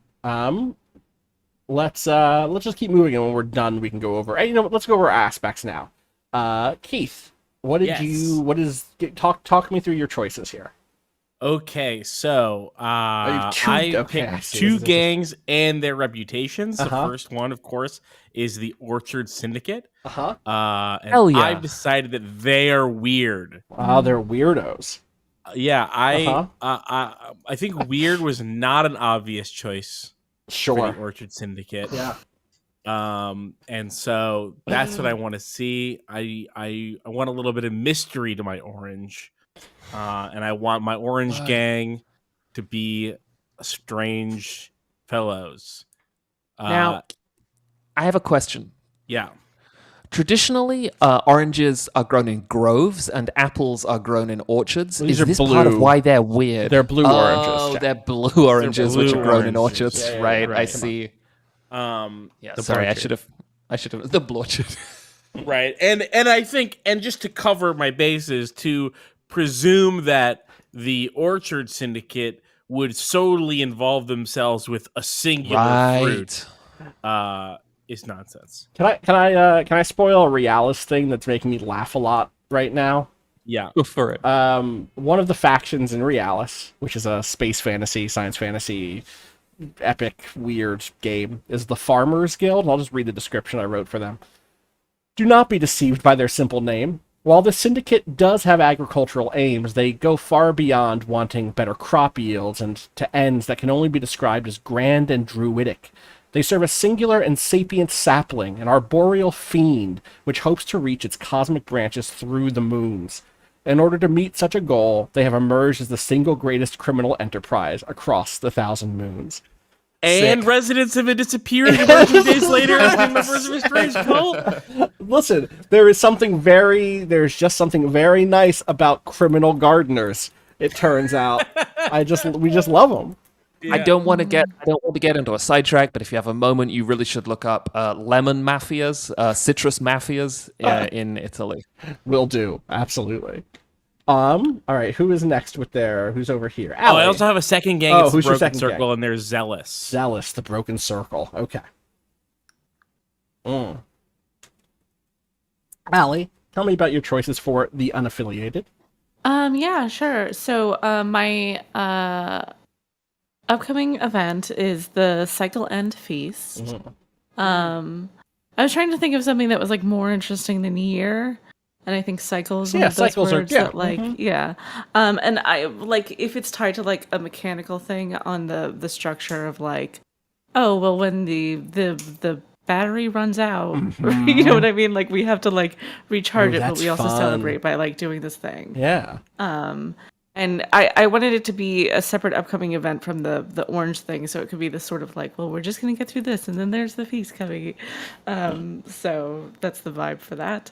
And then choose a naming system. I went with numbered sections. Colored sections was one of the suggested prompts here, and I was like, that's interesting, but I don't know that everybody experiences color the same way. So I went with numbers. What do they mean by a naming system there? I think the way that it's like the idea of the card is like people who are coming here but who are also finding community in this space. So I think it's sort of like the way that we define like different neighborhoods and things like that. Like some of the other prompts were like the same as our hometown, and I didn't want to do that because like I don't think that everyone here would have like a fondness for their hometown to like pull that over. So that's kind of the vibe, yeah. So that means that we have like, this is like a classic like zone 1 or whatever type of organization for the Brink, or where places are, and people could be like, oh yeah, I'm from zone 6 or whatever, right? Right, exactly. Or like, oh, you have to go get all of those cherries or whatever. I'm sorry, I'm just thinking of other fruit. We're in fruit zone. Yeah. Like you gotta go over to zone 8 or whatever. Yeah. Amazing. Jack, do you want to... We already talked about this, right? We've kind of talked about this. Brink proxy, yours. crew of volunteers, Yes. and they want to ensure bread, water, and rest for all residents of the Brink and maintain the upkeep and development of the station. Amazing. All right, Sylvi, tell me about the Lambent Strand. Yeah, so I did message you something on Discord. I should check. Let me check Discord. Yeah. Sorry. There we go. Yeah. Okay, cool. I'll add that as the second name then. Uh-huh. So I named the two other names for this are the Fervor or Devotion. It's sort of like this is a separate power than what we're used to seeing as the Strand, right? Is that... Yeah, we that said is that how I've been interpreting it. We've been interpreting this as being something a little more Mirage leaning. Yeah. In the sense that, like, right now, I think historically in the era of Palisade and the Divine Cycle that we are, the Strand is really closely connected to the Haifa, and I wouldn't want to just reuse that here. We know that the Twilight Mirage has its own set of pseudo magical, more than just material, outcome thing happening here, in line with a glowing thread weaving every life together into a great tapestry. But it could also be, so it could be that style of, like, it's the stuff of the Mirage that lets people do wild stuff. It could also be divine related, since divines are also doing that. I mean, looking at your moves are things like manifest a troubling omen in the environment and unleash a blast of cosmic power or offer strength at a great personal cost, right? So, so you know those two names again? The Fervor and Devotion. Oh, okay. Real quick, just want to check something. Residents have been disappearing, emerging days later as members of a new strange cult. Got it. Yeah. Cool. And the two ways we see it are a rising divine power and an unsettling presence. Okay. So then it does feel like this is then something feels different. Oh, can I pitch a thing, maybe? Yes, please. In terms of why it's unsettling, we've talked about this being like, right now, the Brink is at its furthest away from the Mirage. It's at its, like, the edge of the Mirage, where maybe here some of that Mirage-ness is not normally as strong as it is when we're deep in, but something has maintained a lot of that power here, right? Like, maybe it could be as simple as just like, this is very silly. When you're deep in the Mirage, you don't have to charge your phone ever, because the Mirage just powers it. But out here, you have to make sure to plug in your phone at night so it recharges. But right now, no one has to do that. And it's like, that's not right. Something's changing here. There's something... Is it the Mirage? Is it a rising divine power? Is it an unsettling presence? What is the thing that's keeping my phone charged at night? Yeah. And that's like a small example, but that sort of thing could be part of why there is an unsettling presence for this thing that we normally think of as being. That is kind of what I was thinking it would do anyway, so that works out great. Amazing. Great. Okay. And then on last, I'm the Interstellar War. I've named 3 sides: the Pact of Necessary Venture, the Curtain of Divinity, and Millennium Break. The 2 differences between them all is their colonial excuses and their vision of the future. To be clear, I think we've done a pretty good job of setting up Millennium Break as a non-colonial or an anti-colonial project. We know that their involvement on Palisade is explicitly invited and coalitional and built around movement from people on the ground that we met back in our Wagon Wheel game. It works for 2 of the 3. But I also think that it is. I think all the things I just said could also be interpreted as colonial excuses, right? That, like, if you are, it is very easy to go from "we're here to help you" to "we're in charge here," and that will always remain a threat for Millennium Break as long as they are intervening in someone else's conflict. That's always slippery. I think it's a much less... I don't think it's slippery at all to say that the Pact of Necessary Venture and the Curtain of Divinity just straight up are colonial powers. That's very clearly that's what they are. They're here to do that explicitly. The Pact of Necessary Adventures colonial excuse is, of course, something about civilization and reform and protection and spreading democracy and lifting your way of life. And the curtains, Kesh and Deo's excuse is fundamentally, oh, it was ours already. This was historically our territory. We never ceded this. Check the texts. This is where we found it. We have the deed, exactly. And then the second difference is their vision of the future. To learn more about the vision of the future that separates the Pact of Necessary Adventure, Curtain of Divinity, and Millennium Break, you should listen to Partisan, a season about competing visions of the future, and also stick around for PALISADE, which will be doing the same. Okay. Presentation mode. Okay. The characters. Read the character introductions aloud. The character roles also have thematic introductions. Read them aloud with the musical themes. They are also written on sticky notes. We're each going to choose a character role, and then we'll do the same thing we just did, filling our name and pronouns out, replacing blanks to complete our bio, and then deleting the notes like we did last time. I forget who was next in reading order, so Sylvi, can you read the source? Who is the source? On a typical 24-hour cycle, spacers can expect to be reliably provided with breathable air, tolerable temperatures, potable water, and some kind of dull grayish sustenance marketed as food. No, we have blue oranges, thank you. We have blue oranges, some kind of blue orangey sustenance marketed as food. Anything else they'll have to figure out themselves. You have built out a wide network of suppliers, both on and off the station, whether operating out of a relatively legitimate shopfront or whispered deals in back alleys and bustling bars. You can almost certainly get what they need. That is, so long as they can afford your prices. So this is just like peeking ahead a little bit here. This character has moves about offering contraband, for instance, or turning a hostile confrontation into an opportunity, or pissing off one of your suppliers. This could be someone who works for an orange syndicate, for instance. I can imagine that very easily. All right. Jack, do you want to read The Heart? Absolutely. The Heart. Who is the Heart? We spend every day on an artificial construct far from sunshine's warmth or the chorus of birdsong. For all the freedom our efforts have earned, it's easy to feel caged, isolated, or even trapped. You work hard to make station life more tolerable, even enjoyable, using your space to provide the community with valuable services and hospitality. But you also struggle with a troubled history, forever haunting your thoughts, and sometimes causing real issues when the past refuses to stay buried. Interesting.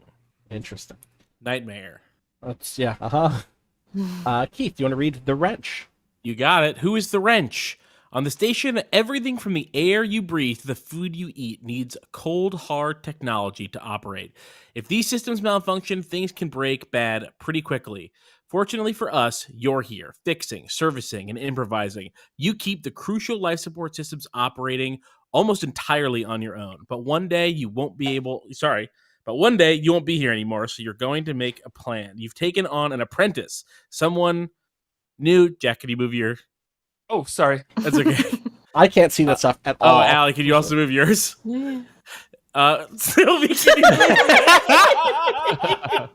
So Sylvi, I don't know if you're all in the same spots, but Sylvi moved to exactly where Allie and Jack moved off of. You've taken on an apprentice, someone new to shoulder your burden. Training them will be your final and most challenging task. There we go. All right. Allie, do you want to read The Signal? Yeah. Most folks are content with honest good work, good company, and simple pleasures. Most folks don't know they're born. You're different. Ever driven, moving forward. You want something big. You have something big you want to make happen. You may be carousing over neon-lit drinks, making an impassioned speech to a station official, or protesting against injustice in the station hallways. The plan ahead might be bumpy, but through your politics, art, and activism, you'll tell a story and perhaps make a little dent in the universe. The Monitor. Most of the time, this place operates as an organic system. A harmonious mesh. Oh, the mesh is what we called it. Remember? Anyway, I remember. A harmonious yeah. mesh of Sure. people and goods flowing through the docks, hallways, bars, and homes on the station. From within this tangled entity, it's impossible for any one person to see the station as a whole. But you're not within it. You operate from above, staring down with blinking cameras and whispered observations as the currents of activity below. As the currents of activity below. You alone can see the big picture, the trends, the warning signs, the grave dangers. And back around, Sylvi, can you read the shadow? Who is the shadow? Ooh. There's a whole galaxy outside of this little station. Corporations, criminal enterprises, power brokers, and interstellar superpowers all compete for resources and advantages across the stars. You are an agent of one of these forces, and you have been given an important mission to undertake. It could be something relatively innocent like intelligence gathering, or it could be as drastic as sabotage or assassination. But in this strange, hopeful place, your mission and your morals are going to clash like never before. All right, so if I can back up here really quick, we are going to choose one of those roles each, and then we'll choose some options to complete our profile. Your character role has a profile with a set of prompts to fill in, like things like name or look. Choose options from the corresponding list to fill in your profile. If a prompt appears multiple times, for instance, when you first see me, you'll probably notice my look, and look. Choose multiple times from the list. Once you've completed your profile, you can delete the orange notes.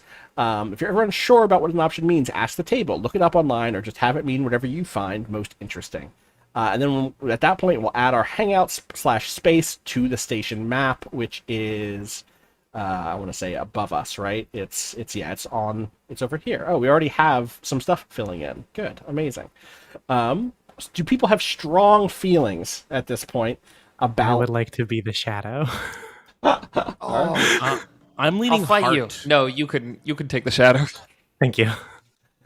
I'm deleting these orange things. Let me actually just go through one of them to give you like the. Actually, let's talk about who wants what. So Shadow, Sylvi, no. Hey, Jack, if you also want it, like, we can figure it out. It just, that was the one that immediately was like, oh, that would be fun. Do you wanna toss a coin? Sure. No, you play the shadow. I'll figure out another one. Okay, thank you. Any other strong feelings? I'm a little tied between the monitor and the source. Okay. But Let me let's take a look at. I'm going to show y'all like what the classes mean here really quick. So I'm going to move these off just so we can peek. So for instance, there's the profile. It's not surprising here. My name, my species. You'll notice my look. I wear style, etc. You know, that type of stuff. Every character, every playbook has 3 types of moves. Basic moves that are shared by everybody. Those are take action, leaving yourself vulnerable, speak openly and honestly with someone, and explore the scene and ask questions. You can always do those moves. Strong moves, which require you to spend a token. So for the monitor, which again is the prudent individual quietly observing the station populace, definitely a member of Brink Proxy IMO. I shouldn't say that. I'm not picking the character. Anyway, their strong moves are spend a token to manipulate subsystems to assist or impede, dispatch a capable agent under your command, reveal a contingency plan at a critical moment, broadcast a message to the entire station directing the masses towards dutiful action. And their weak moves, which are weak because they put them in trouble, will gain them a token, and those are tell a dangerous lie instead of admitting you don't have the answer, treat someone like a data point instead of a person, discover that a situation is worse than predicted, or show the limits of your power in the real world. On top of that, every player or every playbook has a set of things that they're supposed to play to find out. So, for instance, the monitors are you a guardian, a voyeur, or a tyrant?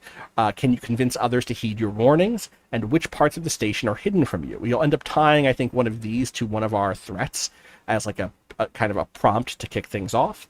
You have literal scene prompts that you can pull from as just a way to be like, oh, I don't know what I want to do. So for instance, the monitor one can be like observing from afar, debating end and means, securing part of a plan. So types of things you might want to do as a monitor. And then finally, every playbook has a lore, and a lore is that you can ask a player, and it's important to note here that I believe the way when they say ask a player, it means both asking. It can mean in character, but it can also be. It says you don't necessarily have to ask or answer the lore explicitly as your characters in the scene. But if you ask someone this and they answer it truthfully, they gain a token. So the monitor can ask, which of your character's secrets have I discovered? And if they answer it truthfully, if they tell you a secret that you know, then they get a token. So that's part of the token economy. You get tokens by doing weak moves, putting yourself in problematic places, and by answering someone else's lore. Feel free to move these orange things around to peek at various things if you're trying to like make a hard decision on something. On top of that, you will end up taking names. I think most characters end up having a set of things that are like advantages and disadvantages or anxieties or interests or something like that. I think they all have, the source, for instance, has 2 currencies and 3 wares, which is very fun. But feel free to look around. I'm gonna end up being happy playing whatever, probably. But Ooh. I'm leaning heart. I have a backup if someone else was like really set on the heart. I thought Allie, did you not say heart? Am I imagining that? I said it earlier. I don't know said if it Allie earlier. also said it earlier. No, I said monitor You or said source. monitor or source. Okay, I was confusing source and monitor. Yeah. I'm good with you taking heart, Keith. All If right. everybody else is. Mm-hmm. And then we should fill this out. I'm gonna actually everything. I'm gonna take 2 minutes to step away. I'll be back in 2 minutes. But just fill these out, etc. Okay, smart. Which are you going for, Ali? I mean, if you were like, oh, I'd like to do one of those, I would choose the other one. No, I'm happy to go with whatever. I think I'm leaning monitor of the 2. Hell yeah. I think being a little weirdo instead of like a wheels and deals guy is sort of Right. what I'm leaning towards. Yeah. What was your backup, Allie? Source? Source. Yeah, that was my backup too. Yeah. Which they all sound really fun, but monitor is like, ooh, you're a little fucked up, aren't you?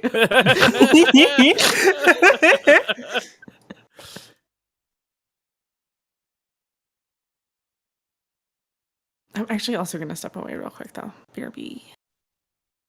Okay. I will also be back. Goodbye. Okay. Just ask Keith. Yeah, just us. We got to carry the show now. Yeah, we do. Hi, show. Hey. This is how we carry the show. We're just saying hi to it. Yeah. That's the I run button. I picked the playbook where I have to come up with 2 names, and now I'm stuck on the second one. Oh, you have 2 names? That's Well, I have cool. I have a cover name because I'm That's a pretty spy. cool. That is good. Yeah. You should make them really close. So close that it's like someone would go, if they found out, they'd be like, why would you have done that? And then, but it's really just like, was hiding. No one would have thought. That is literally like one of the first things I did in Marielda, to the point where Austin still messes up Aubrey's name sometimes because I called her Audrey. It's like, of course I can't be the spy. My name is so close to the spy's name. Oh, the chat's saying hi back. Yeah, this is true. You know what? It's like only an idiot would use that as their name. Yeah. Thinking about it.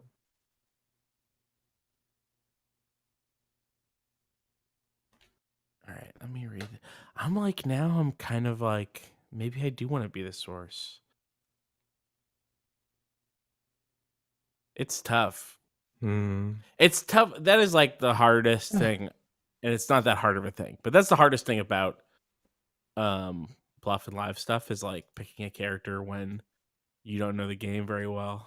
It's also like I literally just hit the end of the ones that I had, the names I had written down in my phone. So I'm like, yeah. Oh, I never. Talking about the Shadow's Lament, which is having to think of 2 names. Oh, the Shadow's Lament, of course. Which, you know what? Maybe I think I just came up with one of my names. Do we have has anyone not chosen yet? I believe that Jack still has not. Jack chosen. has not chosen. Yeah, they stepped away. I also did. So Ali also stepped away. Hi. Hi, Oh. Allie. And she's back. I'm debating switching to the source, but Oh, okay. He's not feeling the. No, I am feeling it. It's just the source heart? was my backup one, and then Allie didn't pick it, and so now I'm I like, see. well, now I have the opportunity. Right, you to could really be whatever I want to true. be. Keith, we all have the opportunity to be whatever we want to be. We just have to. And I'm going to be the source even if someone else picks the source. Okay, well, slow down.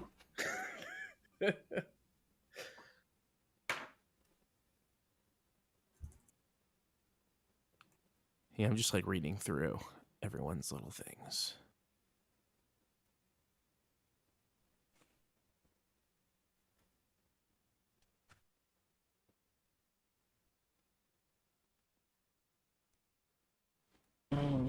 That's what I want. I don't know what I want. Austin, if it... I Hi, was welcome thinking back. of taking the source. There we go. Problem solved. What? Oh, no. You couldn't write it better. What?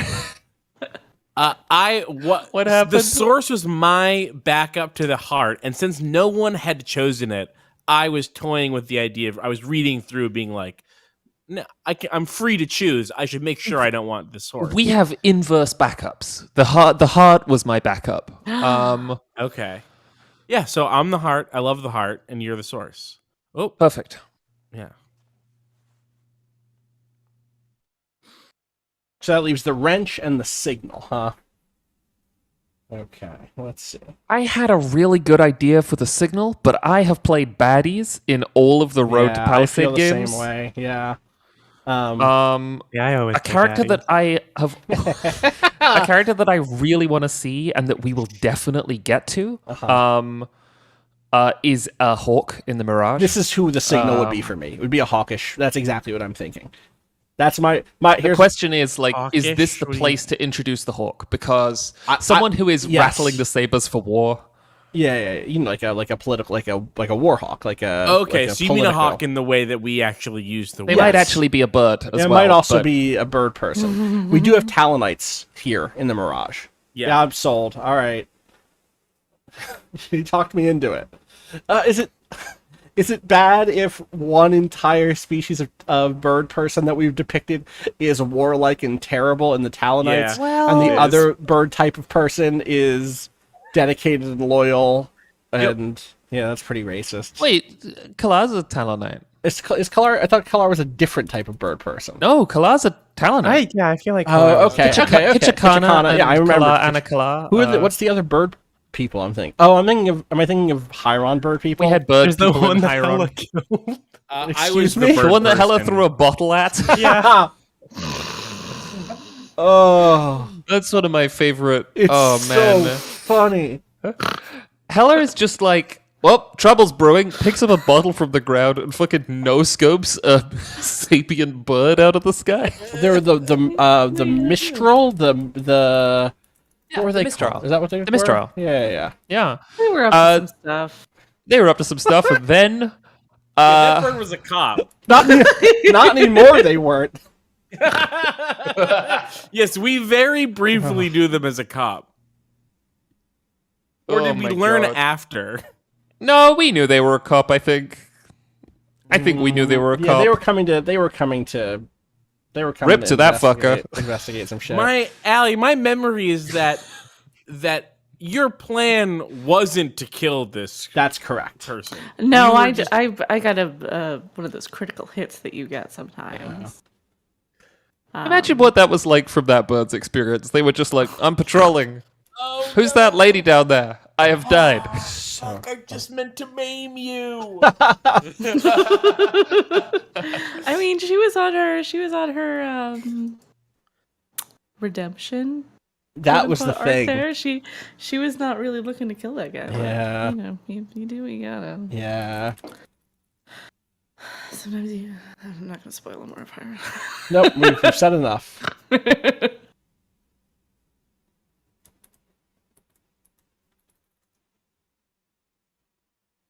The prompts, I think I'm gonna whole cloth this one, but the prompts for name for the heart are really good. an old-fashioned name, a service nickname, a type of hard liquor, a furry animal, or a 3-letter alias. Those are all really good ones. I've done some Oh, of the Keith, what did suggested you- ones here. I've done a bladed weapon. I feel like I've done a tree character, but maybe that wasn't on Friends of the Table. That might have just been another tabletop game I've played. You know. Allie, what were you going to say? Oh, wait, what class did you end up going with? I went with the heart. Ooh, okay.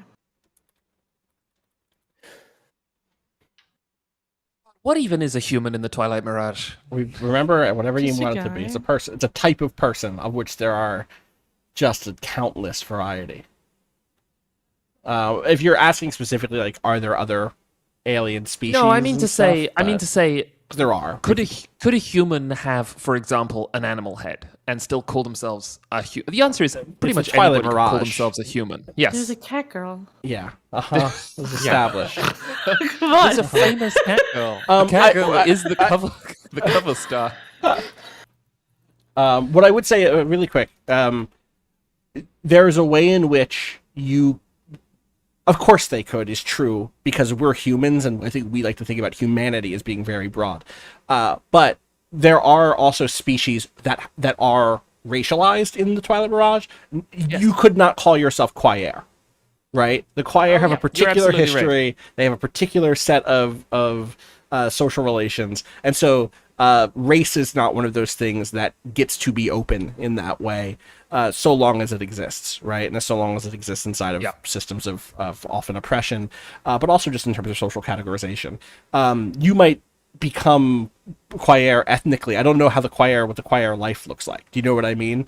You might end up marrying into a Quaer family and adopting a lot of Quaer culture or whatever. But I would be careful about saying anybody can be anything in the Twilight Mirage, because that Yes, can you're break right. bad.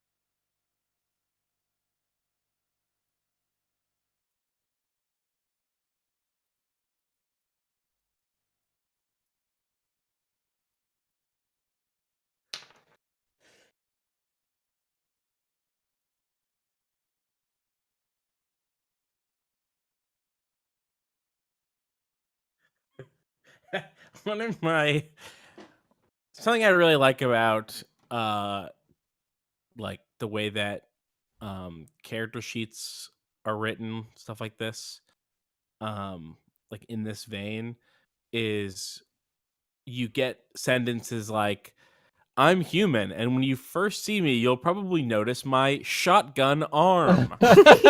Yeah, I would. It's just like a very funny way to say, I have a shotgun arm. We're being quiet sometimes because we're all filling out a bunch of character descriptions. We're just not talking. Yeah. Or we're thinking deeply. Yes. I can just start saying hi at random intervals. Yeah, that'd be great. Can you? Okay, Yeah. cool. Thank Hi. you. Thanks. Hello. Oh, Hi. Ooh, I like this. One of the looks here is genuine warmth, but I'm interpreting that literally. Literally, yeah. Uh-huh.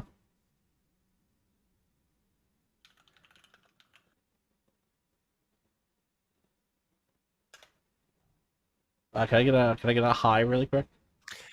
Bonjour. Oh, Ooh. Yeah. love it. 6 years of French classes, Struck baby. me as extremely sophisticated. Yep. Brink proxy.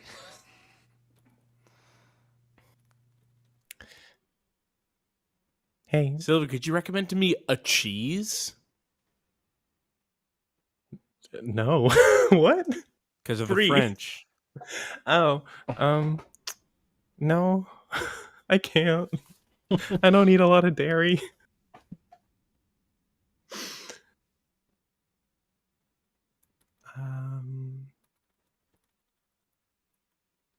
Howdy. There. That's another one that I haven't Thank done you. yet. Thank you.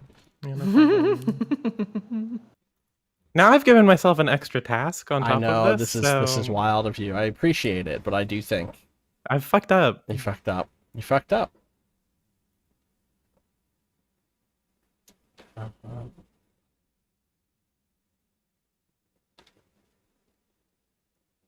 Okay.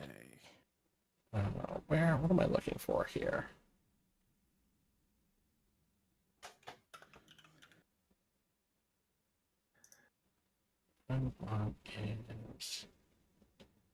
That's annoying.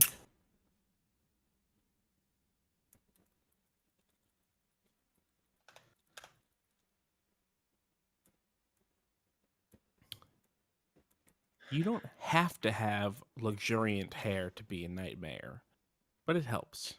To be a nightmare? Nightmare? Nightmare. Oh, you're a nightmare. Yeah. Now I understand. Classic occupation. Yeah. Absolutely. Friends at the table. Mm-hmm. Sup. That was another. That's like sup as in Oh, like sup. what's Yeah. up, not sup as in like the verb to sup. Not to right. Yes, that's different. Yeah. Mm-hmm.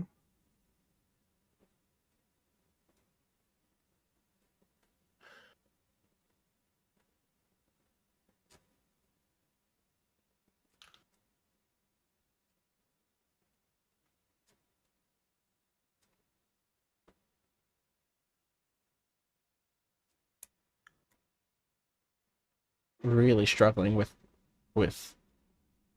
imagining a visual. I need to like find the through line for this person. You know. Mm-hmm. You know how that goes. Yeah, lots of decisions to make. It's true. Dakota I don't like. in the chat recommends burrata on toast points. I love burrata. We got Love a good burrata 3 years ago, Keith. Yeah, we sure did. Yeah, I Like about this time of the year. I made us get burrata at Gen on Con. day one of Gen Oh Con. my god, yeah, Oh, I that's do so- remember. Yeah, I was like, "Have you all had burrata?" And everyone said no, and I was like, "We're having burrata." It's And good. it turned out that they had just opened like It was a dairy fresh. farm, Yeah, their like, own. right near Yeah, Indianapolis, it's true. and so they were like trying to move all this fresh burrata. It's true. I almost had burrata today. Today? Yeah. Wow. There's a nearby pizza place who does a good burrata pie, and I was considering. A burrata pie is phenomenal. It's really good. Okay, I've figured out what was decadent. wrong about this. I think. Let's see. Okay. Man.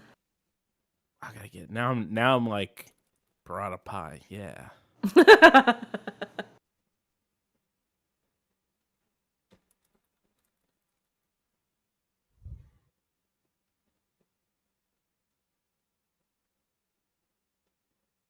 We'll get to bonds and stuff in a bit, but otherwise, I think I'm done.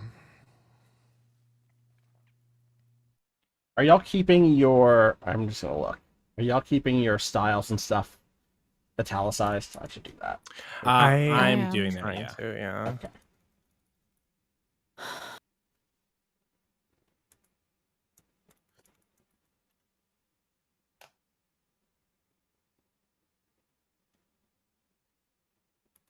One of these is I always carry a copy of my orders. I'm like, how bad of a spy do you have to be to always have that on you? Oh, that's really bad. Yeah. Undermine the Brink, underlined 3 times. Yeah. Kill Greg.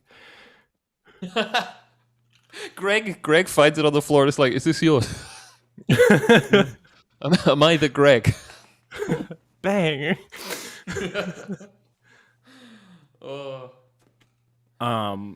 I've decided that my character is going to be like Queen Amidala from Phantom Menace, in that you're always seeing her in new outfits, but the outfits are like tank tops and cargo pants. Mm-hmm. It's like, when did you have time to change? And also, this is not an impressive outfit. This is much the same outfit as you had before. You changed from a tank top that had just a cartoon picture of a hamburger on it to a different tank top that just says the word hamburger. This is my eating a hamburger tank top. The first one was my thinking about a hamburger tank top. One inevitably leads to the next. Oh, shit, it truly does. Now I'm switching to my having eaten a hamburger.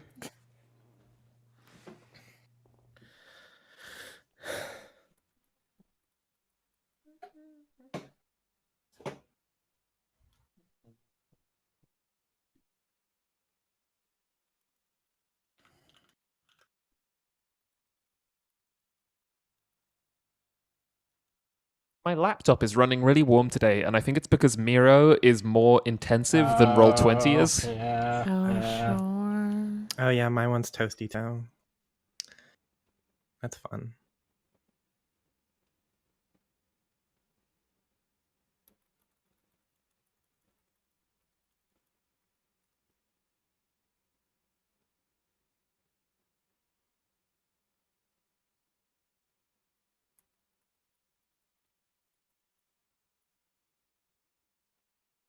Okay, wait, hold on. I've figured out my roadblock here. It's always a good feeling, isn't it? Yeah.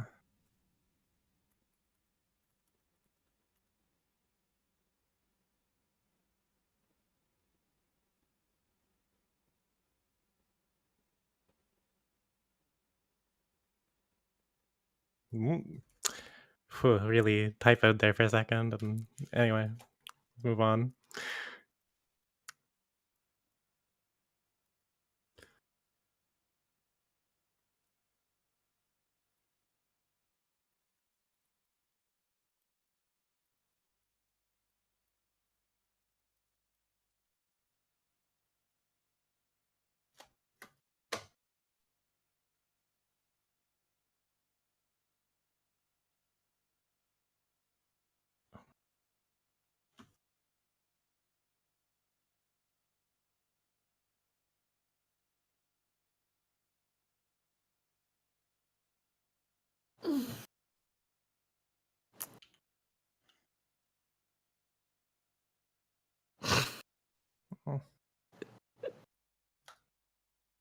I can tell the vibes for the monitor are kind of all over the place because the choices for what you carry are a vape rig, a tumbler of scotch, a smoldering scar, a portable workstation, a leather briefcase, a silenced pistol, a bulky camera, or origami paper. Wow. Like, yeah, it's just. I mean, it's all sort of in line with each other, but it's starting with a vape rig. Then it really just goes. It really just, yeah, Origami vape rig. Well, who's the guy in the chair in Mass Effect 2? The elusive man. The elusive the man. elusive man. The elusive man. The elusive man. Oh. The sick elusive man. Lie.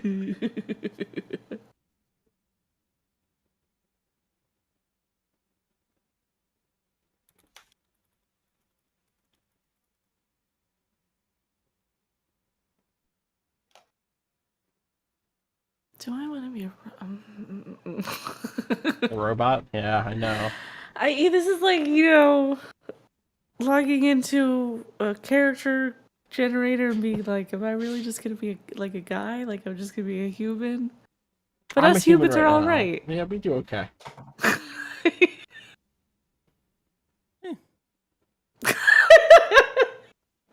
I mean,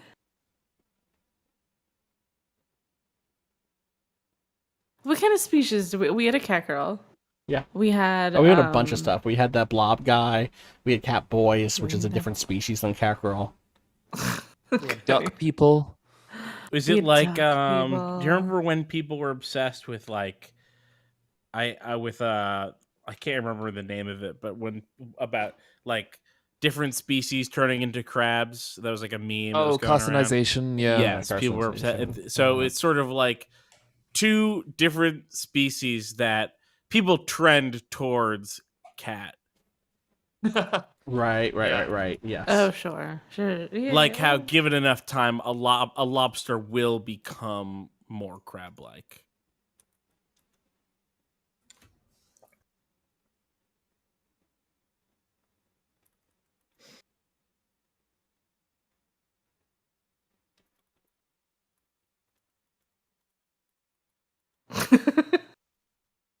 Game's all right.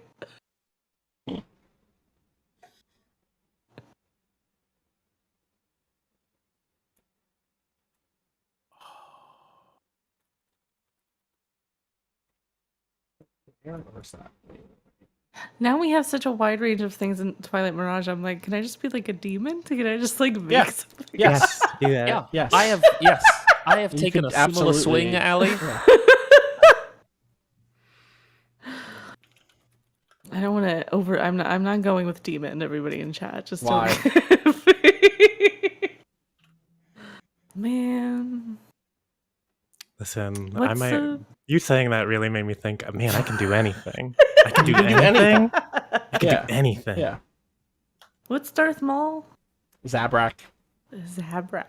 We love to borrow those. Right. We. Hey, Filoni. Other people are noting many other people we had.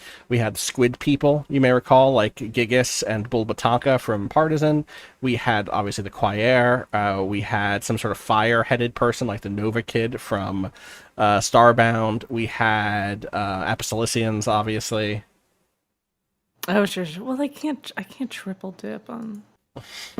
I mean, I could, but Wait, why would that I know Zabrak says Iridonians. Right, yeah, of course.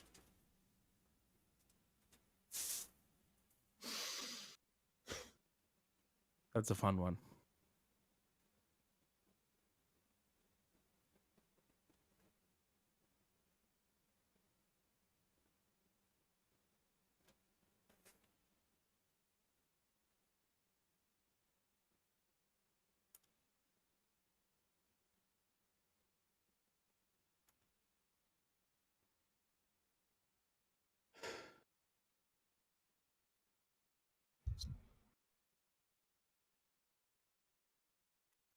I think I am finally there.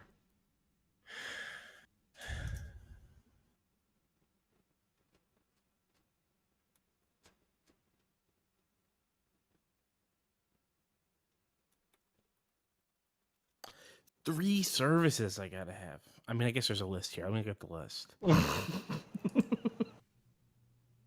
Songs to help you remember, noise to help you forget, amateur theater, live comedy. Done.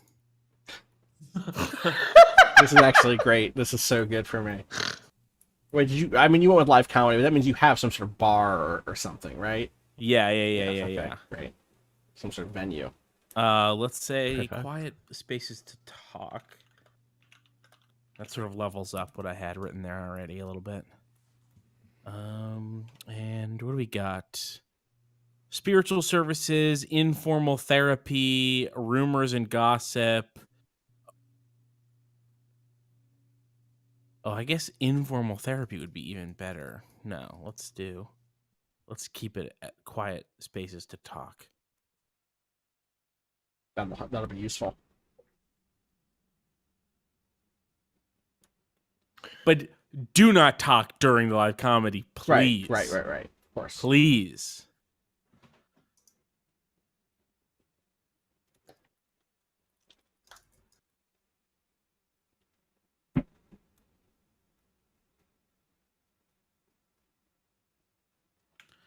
And rumors and gossip.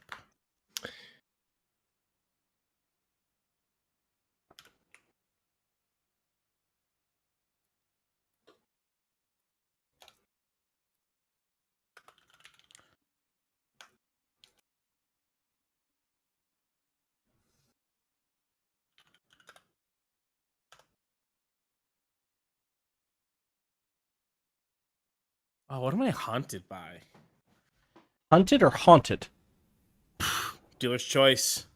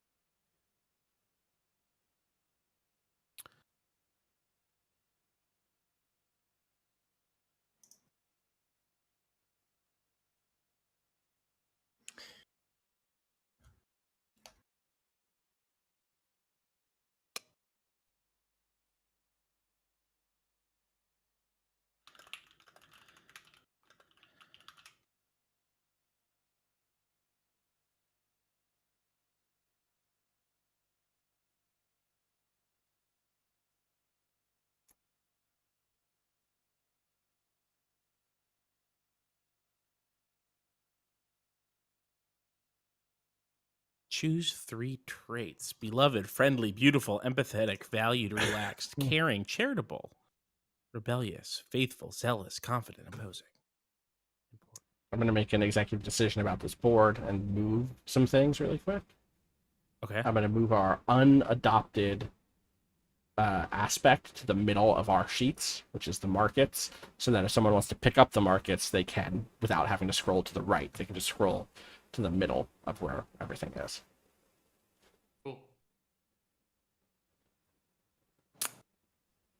Make sure to add your location to the station map once we've, don't want to do that. Well, I think about the station without a fixed home. Oh, you don't have a location.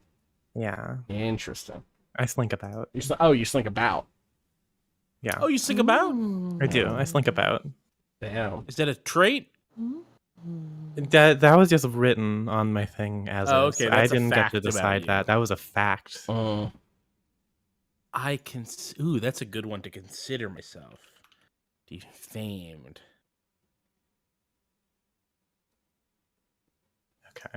Okay. I think I've got it.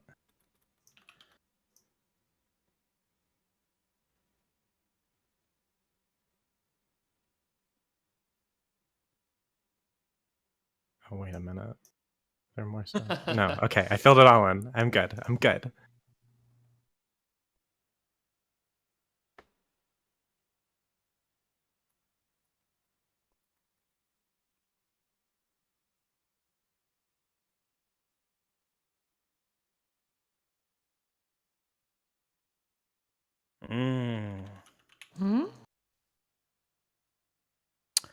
Okay, I'm done.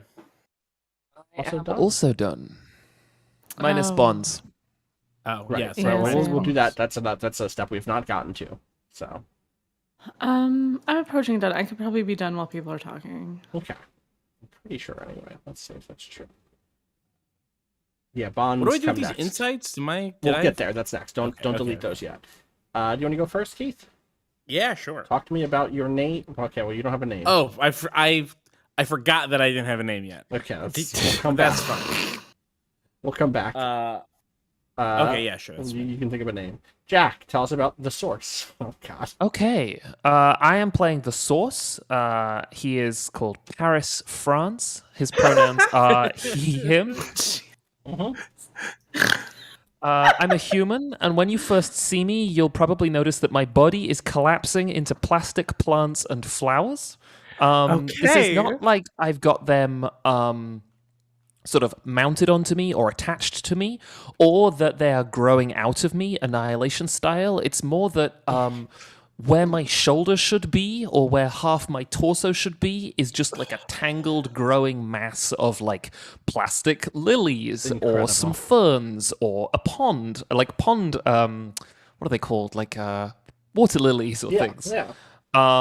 I have a convincing smile, in quotes, and I have thinning hair. My face cast for this is someone who I feel like we must have face cast before, but I'm also like, has it really taken us this long not to put him in it? Which is this image of Christopher Walken in a white linen suit. I'm going to put it in the live shows in our Discord. Oh, a wonderful image. So just about the same wow. age, thinning hair, convincing smile, except where one of his shoulders should be, there's just this massive growing mass of plastic flowers. Beautiful. This one? I wear... Just to be clear? Yes, this one. Okay. Yes, perfect. I'll Even with the little necktie too. There we go. I future wear a reference, shabby... This is why Miro is great. We can just look at Christopher Walken whenever we'd like to now. We zoom in, boom. Austin, you can look at Christopher Walken whenever That's you not want. true. While I Not was a- making this character... No, Jack, on Roll20, I could not look at Christopher Walken whenever I want. That's true. Yeah, that's true. You'll you have to have note, a separate tab for we that. have not complained about typing once. Hey, maybe I wear a once. shabby pale suit, a baby blue shirt, and always carry a parrot on my shoulder in among the plastic greenery. It's a habitat. I mainly deal in fresh fruit and vegetables, recipes and spices, and I accept payment in credit or, more preferably, introductions to more powerful brokers. If you need something, you'll usually find me in the night markets. These are just, I imagine, like much the same as night markets are here. They open very, very early in the morning. It's where people go to stock restaurants or grocer shops or things. I consider myself generous and industrious, though some people think I'm ambitious in a negative way. We'll see if they are right. I have the 3 basic moves that everyone can do, which is I can take action, leaving myself vulnerable, I can speak openly and honestly with someone, and I can explore the scene and ask questions. And then I have strong moves, which cost a token, and these are unique to Paris, France. I can saunter into a scene with a tantalizing offer.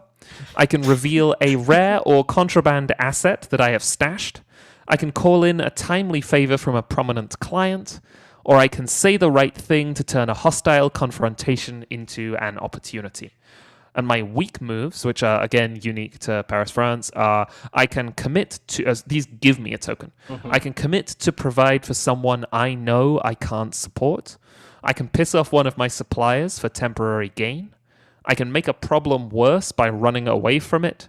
Or I can admit that I cannot get a hold of something. Hate to admit that you can't get a hold of something. Hate it.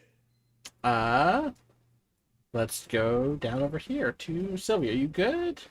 Yeah, sure. I was gonna change some appearance stuff, but it's fine. I'll go Sure, with that. I can go. I'm ready. If Okay, need you some more go really time. quick. I'm still Okay. like, is that what I wanted to wear? And it's not. It's fine. Go It's ahead. fine. It's good. Okay.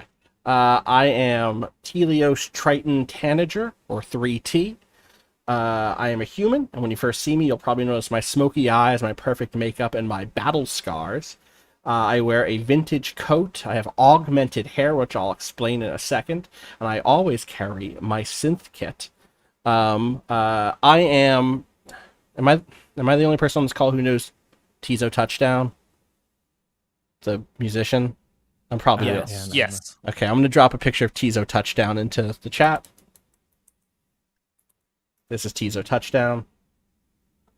Oh, hell yeah. Here's another good Tizo Touchdown picture.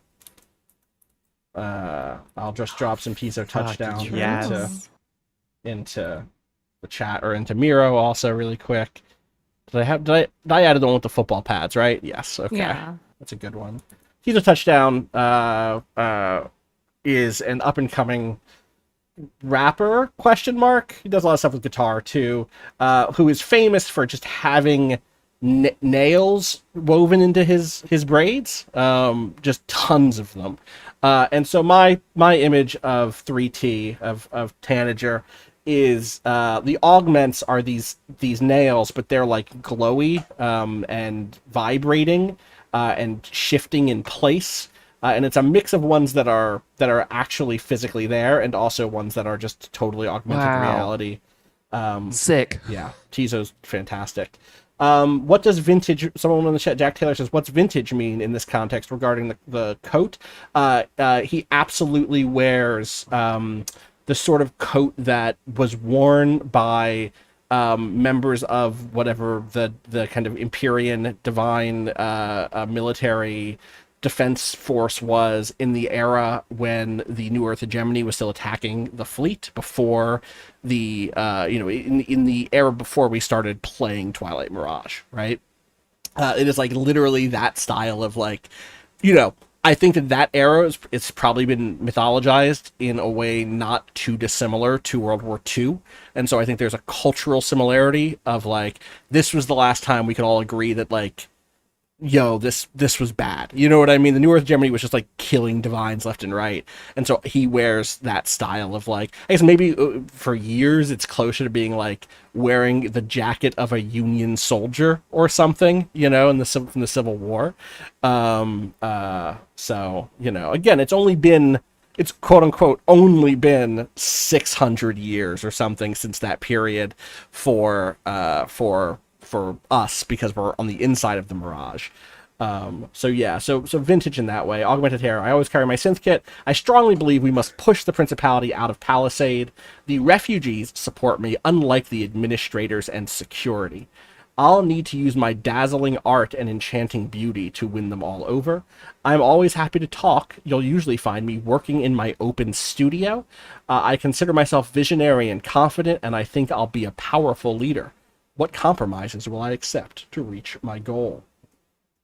My base moves are the same as what Jack said, because that's what everybody has. My strong moves, I spend a token to introduce a fervent supporter ready to act, to sway an audience into impassioned action, to diffuse a tense situation with humor or beauty, to put my worldview aside to help someone out at a critical moment.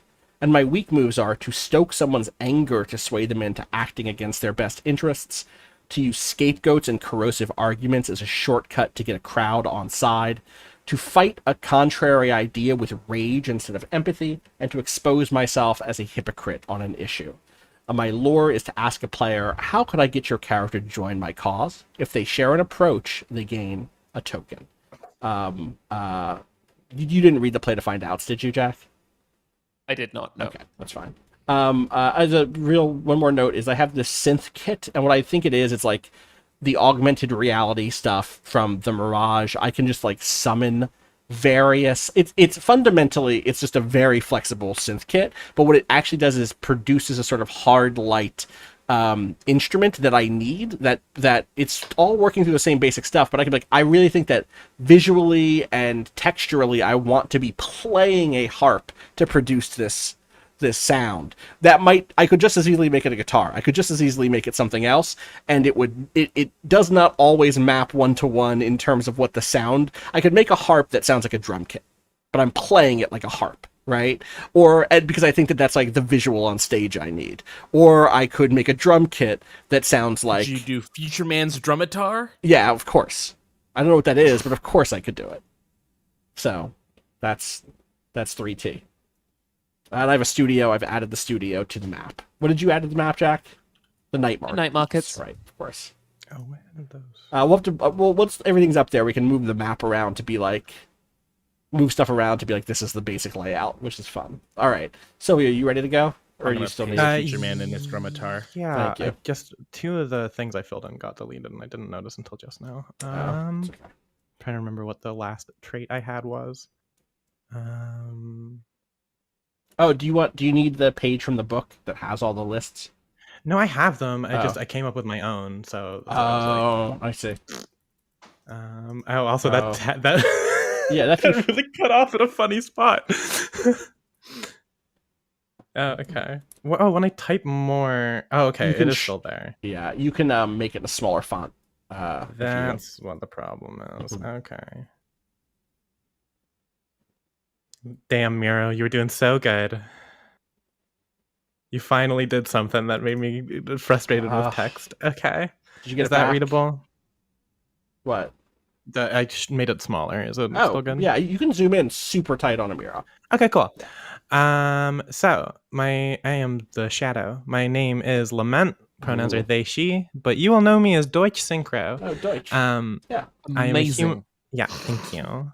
I am a human-like android, and when you first see me, you'll probably notice my flawless skin, gloved hands, and bunny ears. Aw. I wear a kind smile, a flattering blazer, and always carry a concealed weapon. My touchstone for this is how King dresses in King of Fighters. Oh, I think yeah. 2003 Okay. is the one I'm specifically thinking of, when they've got the like blazer and stuff. It's good. I'll link a picture. Yeah, please. Um, I know King, obviously, but yeah. Let me get back to this. I was sent here by my mysterious employer with a mission to assassinate 3 key targets aboard the station. I'm not married to 3, but I wanted a number there. Yeah. I work undercover as a bartender. My I assignment. thought you were saying you're married to all 3 of the targets. Hey, I am. This is the worst divorce in history. My assignment, however, has been complicated because my handler was killed yesterday. I slink about the station without a fixed home. I present myself as joyful, but in truth I am high-strung and short-tempered. In the end, will I carry through with my mission? And then my moves, same basic moves as everyone. Strong moves are take someone out silently or otherwise, reveal a piece of advanced military technology, make someone an accessory to your mission, use your training to do something good for once. And weak moves are receive conflicting information on your mission, do something terrible because you were ordered to, let someone struggle rather than break your cover, or stumble into a scene finding yourself in a compromising position or unauthorized location. And then I want to read changing my heart and lure, right? Oh, you know what? I didn't even notice. Do I not have it changing my heart? I don't have it changing my heart. So yeah, read your changing your heart and then your lore. At any time, you may abandon your assignment. If you do, add a new threat to the station sheet as your employer retaliates against you and the station. Ooh. I'm still trying to decide on employer. I think she works for the curtain. Okay. And That's then fun. my lure is ask a player. Austin, can you move your? Thank you. Yeah. Ask a player, how could I gain your character's confidence? If they reveal a weakness, they gain a token. And play to find out in your line of work, what lines won't you cross? How will you react if your cover is threatened? Why is it so difficult to betray your employer? Damn. Keith, do you have a name? I do. My name is Cheel Pushy. He, him. Okay. I'm a human. And when you first see me, you'll probably notice my luxuriant hair, inappropriately casual style, and genuine literal warmth. I wear a series of faded tank tops, sunglasses that are always worn but rarely on, and carry a knotted bag full of helping vines. Okay. You'll usually find me at my place, providing quiet spaces to talk, live comedy, and rumors and gossip in service of my community. My place has low lights and low lives. I run it as a kind of penitence for my troubled past. To this day, I am haunted by the first community garden. I consider myself defamed and important, though I'm no longer faithful. I wonder if I ever will be again. Do we read all the moves? Just strong and weak. Or just strong and weak? Okay. Strong move, spend a token. Say just the right thing to soothe someone's troubled mind and open them up to change. Tear someone to pieces with intense scorn. Introduce an old ally with a formidable skill set. Bring adversaries together over a shared meal. Weak moves.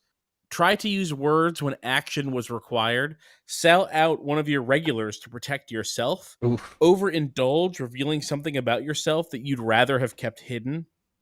Give bad advice because you were brooding instead of paying attention. And then my lure. What scares your character the most? And that's if someone shares that with you, they gain a token. Right? Yes. Okay. Or when someone asks it, I ask No, it of you someone ask else. it, they gain it if they answer it. Yeah. Gotcha. Yeah. And did we do scene prompt? No, we can save those because we're going to need a bunch of scenes. Right. All right. Allie. Yeah, sure. So I'm playing Mustard Red. Incredible. Who is she? Thank you.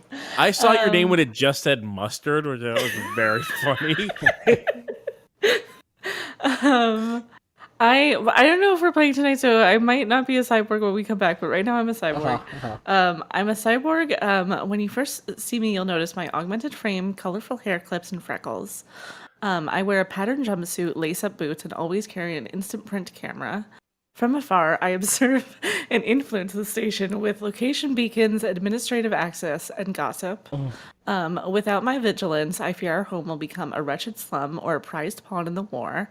If you if you must bother me, you'll usually find me at the refueling station. I mean that both ways, by the way, because I was like water fountain, and then I was like, this isn't like I'm going for the office stereotype, but like that's not the thing. So I was thinking that like, I mean, there are multiple people who have to refuel, so there's probably like like a Gatorade stand or whatever there too. Like it becomes like a social spot as well because like you gotta chill while you're refueling. So that's where she's at.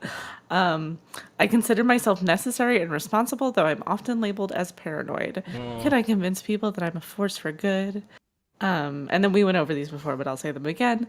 My strong moves are manipulate subsystems to assist or impede, dispatch a capable agent under your command, reveal a contingency plan at a critical moment, broadcast a message to the entire station directing the masses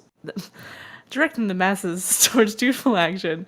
And my weak moves are tell a dangerous lie instead of admitting you don't have the answer, treat someone like a data point instead of a person, discover that a situation is worse than predicted, or show off the limits of your power in the real world.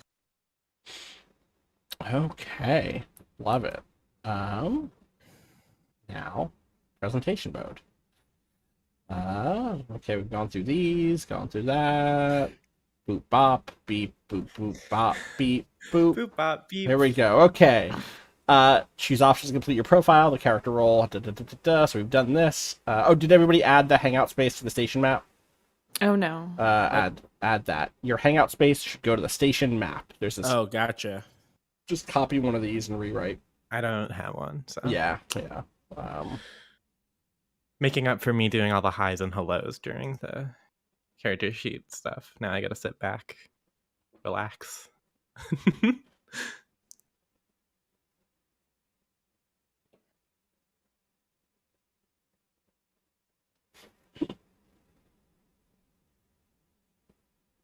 How do I make mine littler? Oh, there we go. I got it.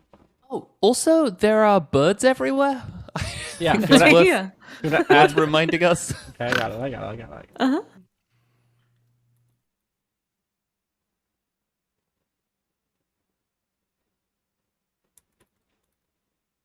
Yeah, nice one, Austin. Playing games is fun. It's a good time. Much like how we had to determine how many years pass outside versus inside the Mirage, Austin, could you let us know how many birds each one of these bird tiles represents? No. Play to find out what happens. On the Austin, wait, can we flip these over? What? No. So on the other side of each sticky note, No. we secretly write a number of how many We birds. cannot do that. We could add a tag, and you could be like 3, and then what you'd have to do is go in and Well, like, every how many time we tags are encounter there? one of the bird tiles, we should just roll a 1d. There- 100. All right, we've hit the limit of what we can do with unfortunately, which is there are no dice in Miro. Fuck. Yeah, I know. We're a fucking tabletop podcast. This is a diceless system. Can I make this? Does anyone just have dice on hand? No, I but think that's the Google, weirdest thing Mr. about Google this does. podcast is that like I don't own any. Yeah, Yeah. we are fake nerds according to a lot of people, I would say. Feel free to change the colors of your stuff to what you think matches the place. And again, move it to where you think it would be. So I bet those are those night markets all the way down there? I bet they're up higher, huh? Yeah, probably, so as to be close to the... Oh, Yeah. I'm gonna go. Oh, they are. Yes, they are. They've got loads of vines kind of strangling them Yeah. because whatever was the outbreak, began Right as something nearby. was brought in. Oh, yeah, from the community guards, which are right there, right? So... They taste good though, and some opportunistic people have set up stalls in the night market just for butchering and selling the vines. Who has been changing the birds to different colors? Because That's I me. thought about doing that. That's Austin. I'm not going to use the 3M color. That's not right. Do this one. There we go. And this What one is the has 3M color? that Red. The yellow. The post-it note yellow. Oh, wait, 3M make post-it notes? Yes. I've not told Huh. the story on this podcast before that I used to work for I mean- a trademark researcher. One of our clients. Someone moved something very big. Someone. Oh. I I got guess it. it was me. I think this got moved. Yeah, it's fine. I just dragged my sticky note. And it moved I think you something. clicked something else on top of that. That's fine. I locked it. I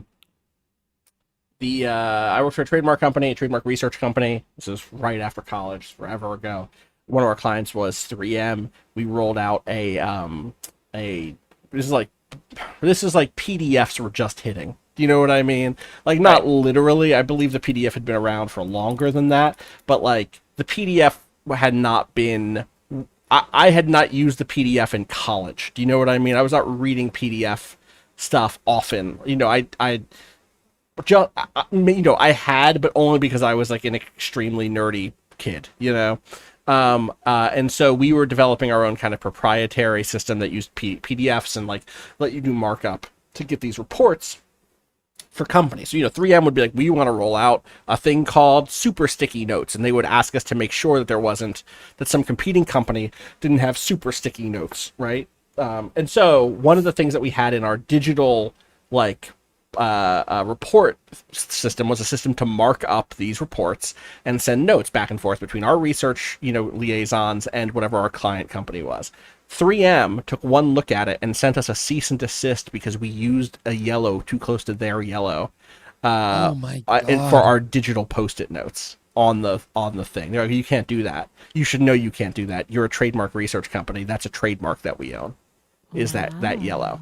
So 3M, of course, have appeared in Friends of the Table before as Minerva Mining and Manufacture. 3M. Yeah. All right. By the way, They also make my I do favorite- believe that every color should be owned by a different company. We're heading to that future. Okay. Jack? Oh, I was just going to say 3M make my favorite N95 masks. The N95 Aura is really Yeah, good. that's what I used too. Those are good masks. Yeah. Use your profile to introduce your character. Once you all know who you all are, it's time to make some connections. Once you've made your connections, you should delete the sticky notes. You won't need them again. Record anything important in your notes. Choose one bond question to ask the player to your left. Your answers might be quick and clear, or you might talk through them with the player. Choose and name 2 minor characters from your list of resident relationships. It can be fun to combine residents with other players, so your, quote, beautiful spacer I told everything to might be another player's perfect employee that I just can't stand. So, if we take a look here, we should all have the bonds here. We're each asking, what did I say, 1 to the player to your left.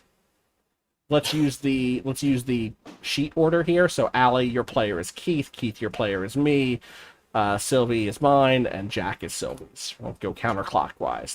Counterclockwise and left are sort of the same thing, right? Yeah. Yeah. Kind of. Where are we gonna? Unless you're at 6 o'clock. Right. Wow. That's true. But we removed player orange, who would be 6 o'clock, so we're fine. There you go. You're right. We got rid of 6 o'clock. Good catch. So yeah, one bond question that you ask the player to your left. Who's ready to ask first? Everyone should have 2 bond where questions. do these go? They go In the notes section, there's In no the- like specific Yeah, bonds there we go. spot. Yeah, It's that makes just sense. I can Write it ask. down. Hey, Deutsch Synchro. Yes. Who I have no suspicions Nope, about. you're going the wrong currently. way, Jack. Fuck. Left. Yours is the one to your left, literally. So Okay, I was a little bit confused. yeah, you're asking Okay, a bond. Deutsch, screw you. Wow. Mustard. Wow. Wow. Wow. Hello. Mustard, what did you request that I am struggling to find? Ooh. Wow. What would I need? What are things that I would need to be a little nerd? I like how your whole conception of the monitor is like, oh, just some nerd, just some little weirdo freak. You know, just like an omnipresent, extremely observant, obsessive nerd who is I Yeah, all I do is manipulate subsystems and dispatch agents. I just don't want our home to become a prized pawn in the war. Yeah, come on. It's funny because my mind automatically goes to something like outrageously ridiculous, which is like, I really wish that you could import this magazine for me. Yeah, I mean, why not? That's That's really fun. Yeah. Yeah, go for it. But what is the magazine and what's it about? Sure.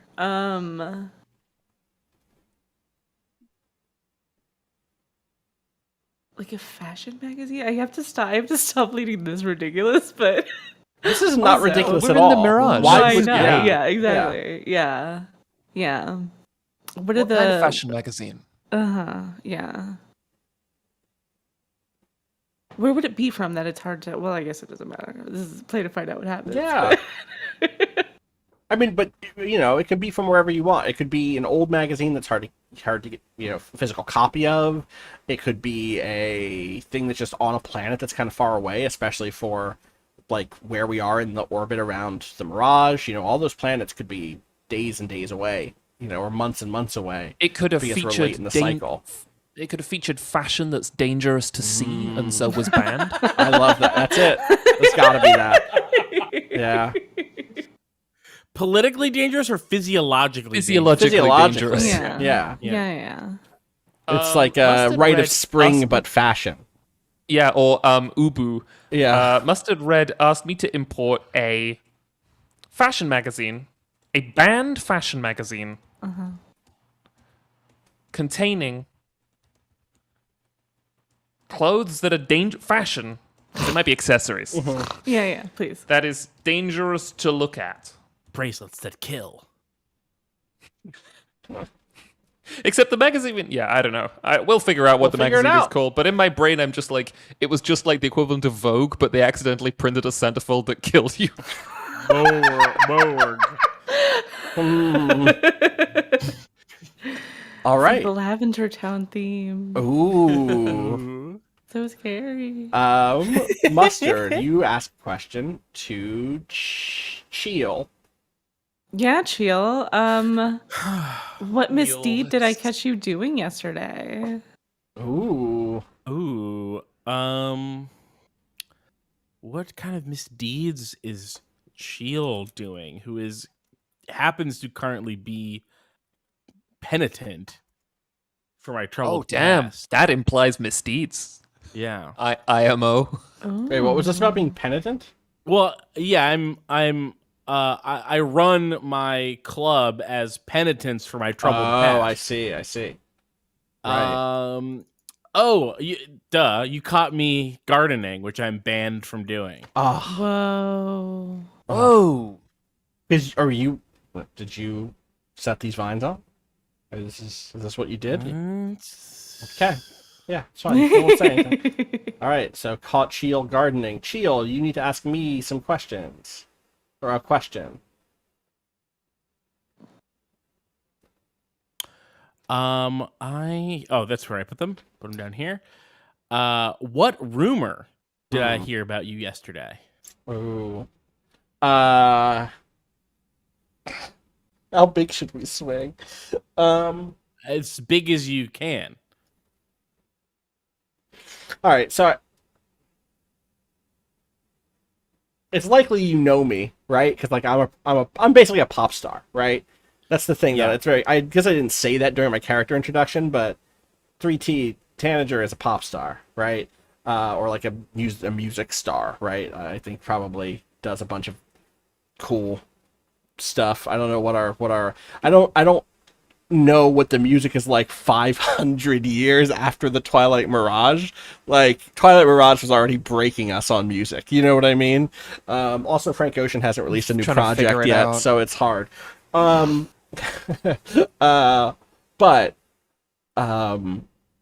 I think you heard, so you know me, so I don't know how you take this this a rumor. Mhm. You heard. It's a rumor. Yeah, what you heard And I am in a was- position to hear rumors. Totally. You heard I'm loading guns onto the orange shipment. I've been loading weapons onto the orange shipment. Damn. Weapons and soldiers. It's just a rumor, but and then or I guess over to Deutsch, which is how I know you as Deutsch. I don't know you as Lament, right? Just Deutsch. Yeah. Everyone knows me as Deutsch. Uh-huh. Deutsch. Deutsch. Deutsch. Smoking big It's not Deutsch. Deutsch. Smoking big Deutsch and Amish. Okay, Shout well, her outs. name is Deutsch Fucking Amish. Oh. No, it's fine. It's fine. Oh, how tragic do I want to be?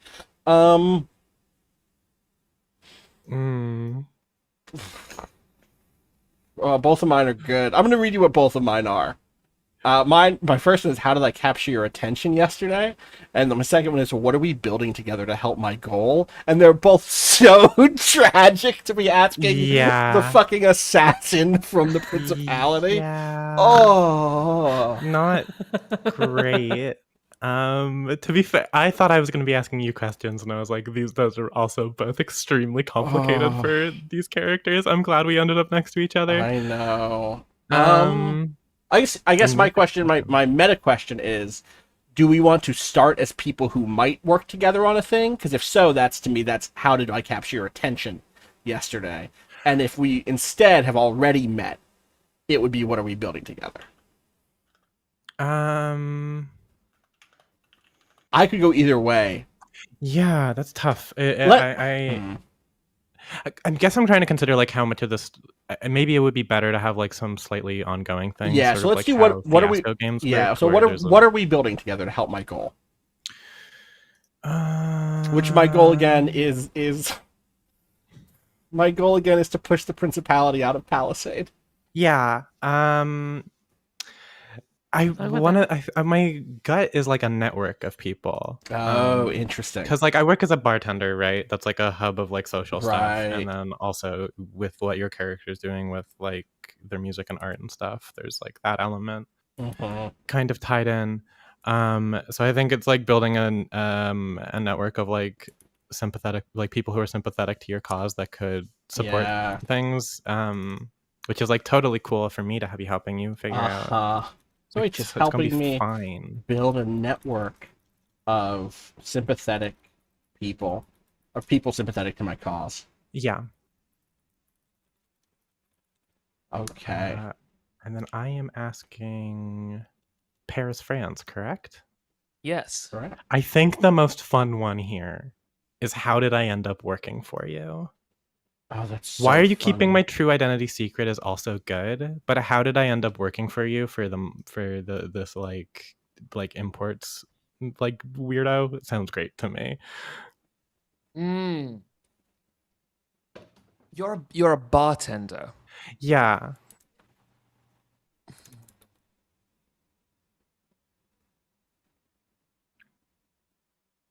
We could also go to the like, why are you keeping my identity secret? If you've got something that's like immediately jumped out for that. Yeah, let's see.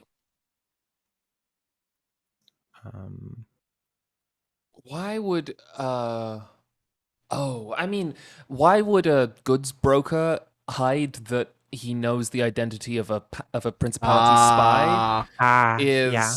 Interesting in the sense of like I might be able to. I've been selling fruits and vegetables, but there might be a more lucrative business opportunity ringing, and that's the old-fashioned war profiteering. Okay. Additionally, you might be able to give me access to things from outside of the Mirage. Yeah. Okay. Like illegal magazines.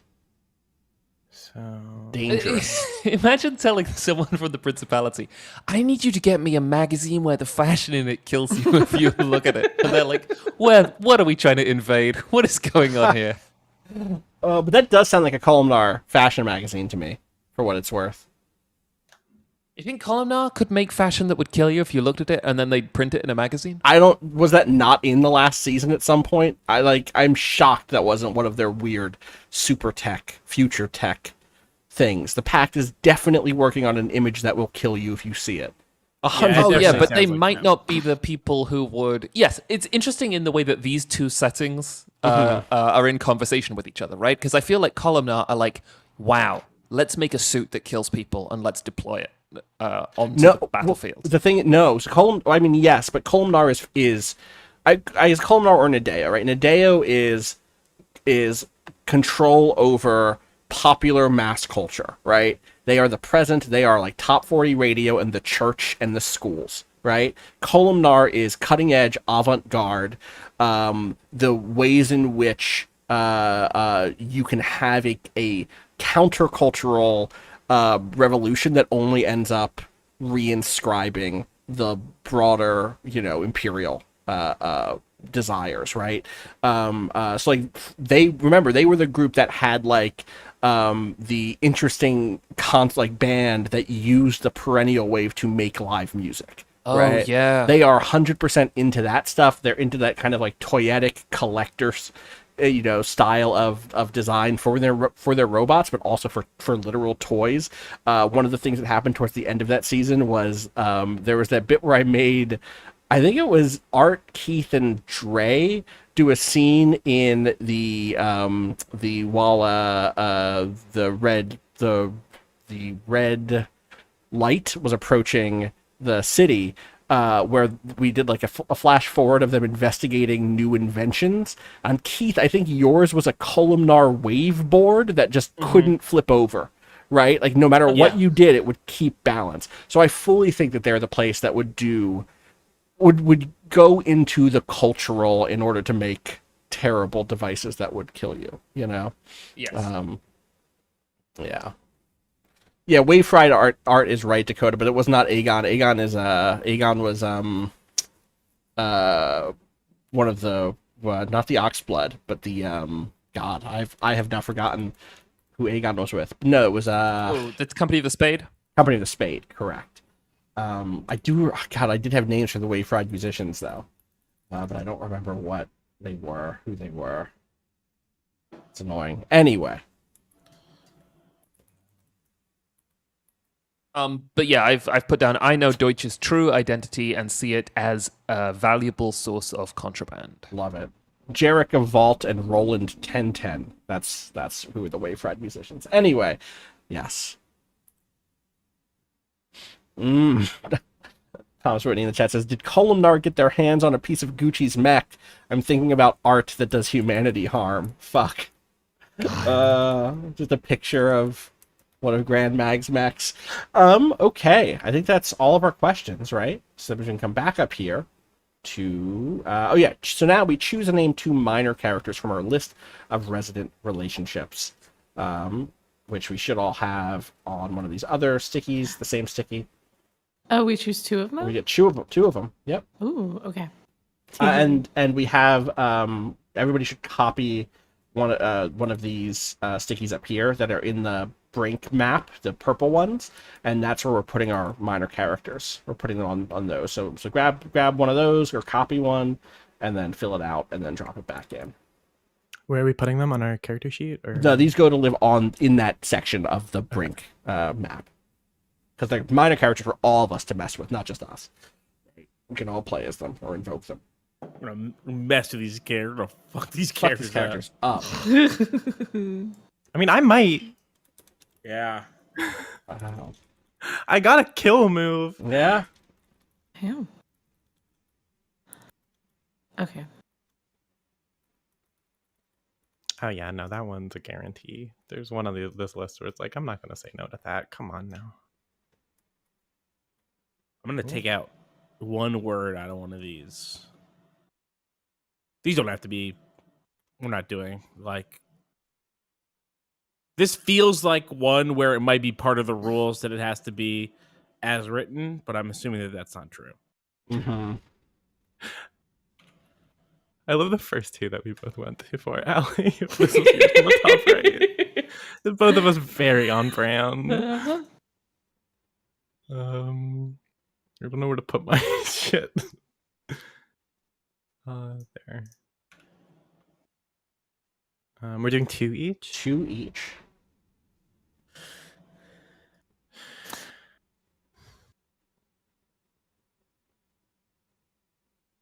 Yeah, I guess a quick shout out while there's a lull here in terms of like, why did Allie choose the monitor and just make a weird, funny, cute girl? I do want to shout out a short comic by Twitter user GGBB titled Weird Girl X Weird Girl.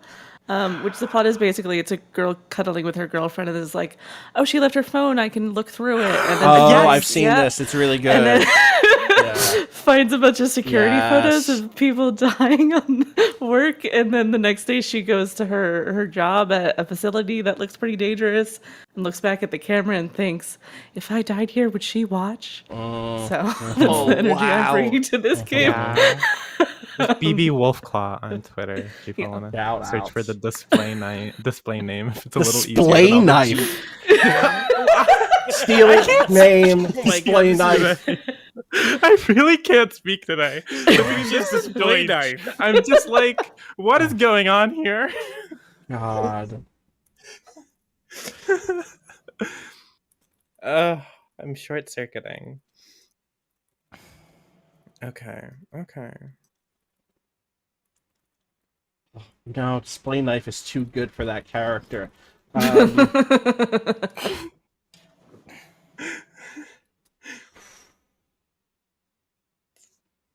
All right, we're heavy pivot really quick.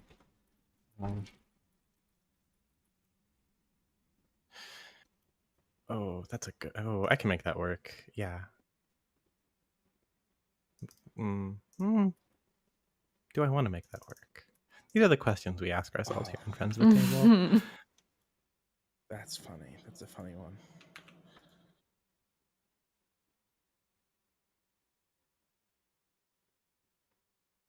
Gonna change some of the stuff on this, but whatever. Oh yeah, should I mark which of these are mine? Or like which ones? Probably a good idea, or like color code them, or yeah. Okay. I mean, yes and purple. no, All mine will be because purple. you're right. I guess that's the thing is, but write your character's name if you can on the description, so that because we're not gonna in a week when we sit down to play, we're not gonna remember. So for instance, display knife is 3 T's rival and one-time lover. So God damn, hell yeah.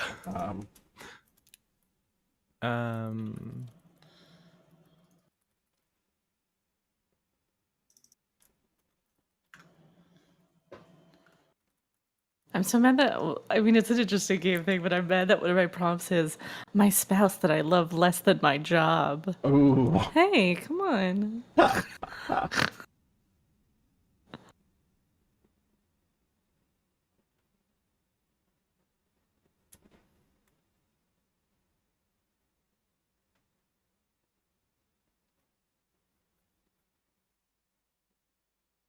Okay, I got my 2 ones.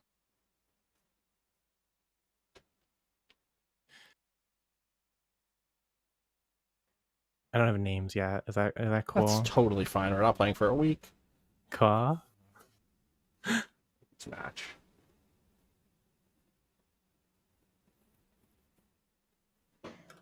We're still missing 1 set, right? Yeah. yeah.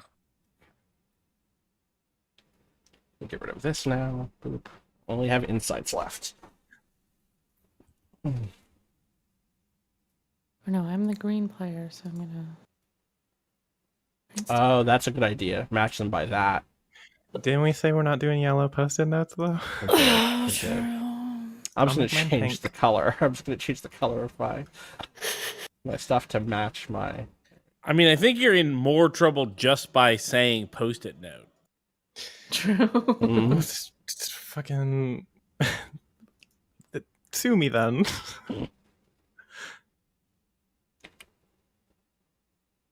Someone at 3M just cracked their knuckles. Yeah, listen. Yeah, they'll do it. Trust me. Smite me, motherfucker.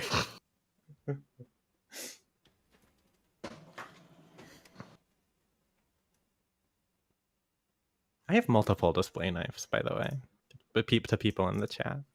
That is just a thing about me. There are these boxes that I didn't really notice. The first one here says, if you like, record a brief summary of each action along here. Yeah. But I misread it as, if you like to record. And it's like, I do like to record. We do it all the time. We do it all the time. Right now.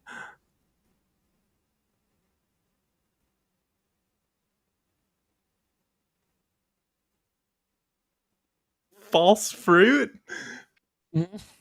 Spoilers. Fruit. All right. Sorry. I mean, too many jokes popped in my head at once. Let's just do it. Bless you. Was that Jack? Oh, bless you twice. That's still Keith. Keith. Jack, do you want to read yours? Yeah, one of my minor characters is Pinball, Paris's old boss, who still thinks he's calling the shots, despite the fact that that's over and done with. That's old news. I'm doing my own thing.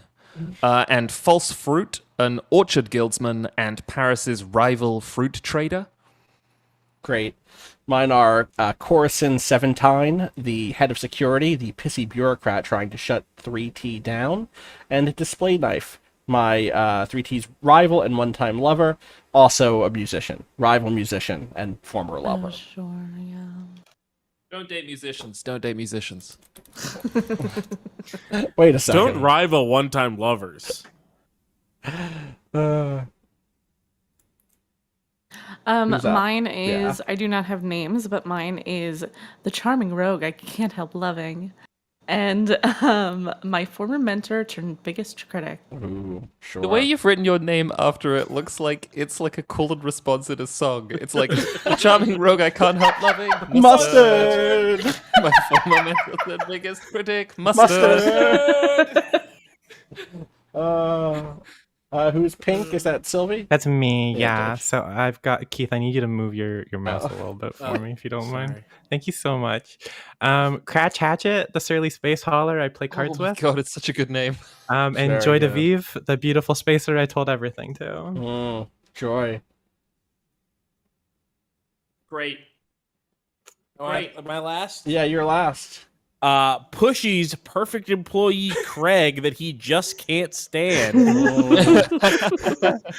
And the ghost question mark Is that that- watches over Pushy. That was one. That's really one of yours. It's on. It does. It doesn't say that. Or you would. Oh, the software ghost.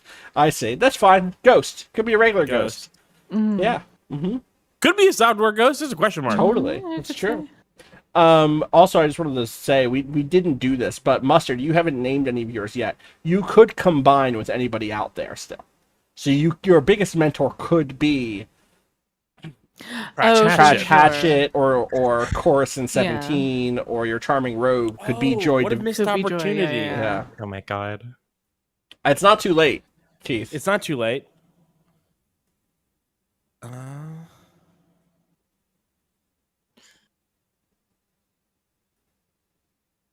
I could have a ghost one-time lover who's now a digital ghost pop artist, but I feel like you like the mystery of the ghost question. I like the mystery of the ghost. Yeah, I get you.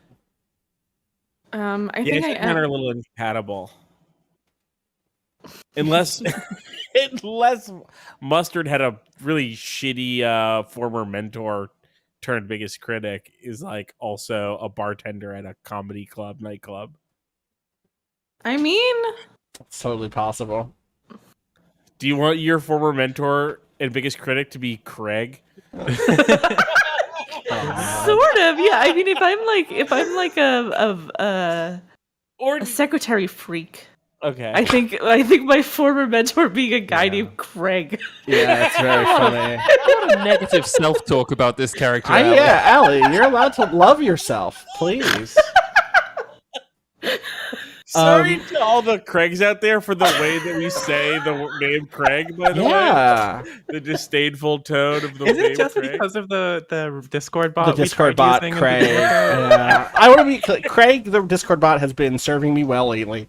A lot of the Realis playtesters have been using Craig to record their playtests. It's been very sweet. Oh wow! Craig's done a Craig the good one job so Who far. had such great catchphrases as "hello" Now. or like "Craig is here."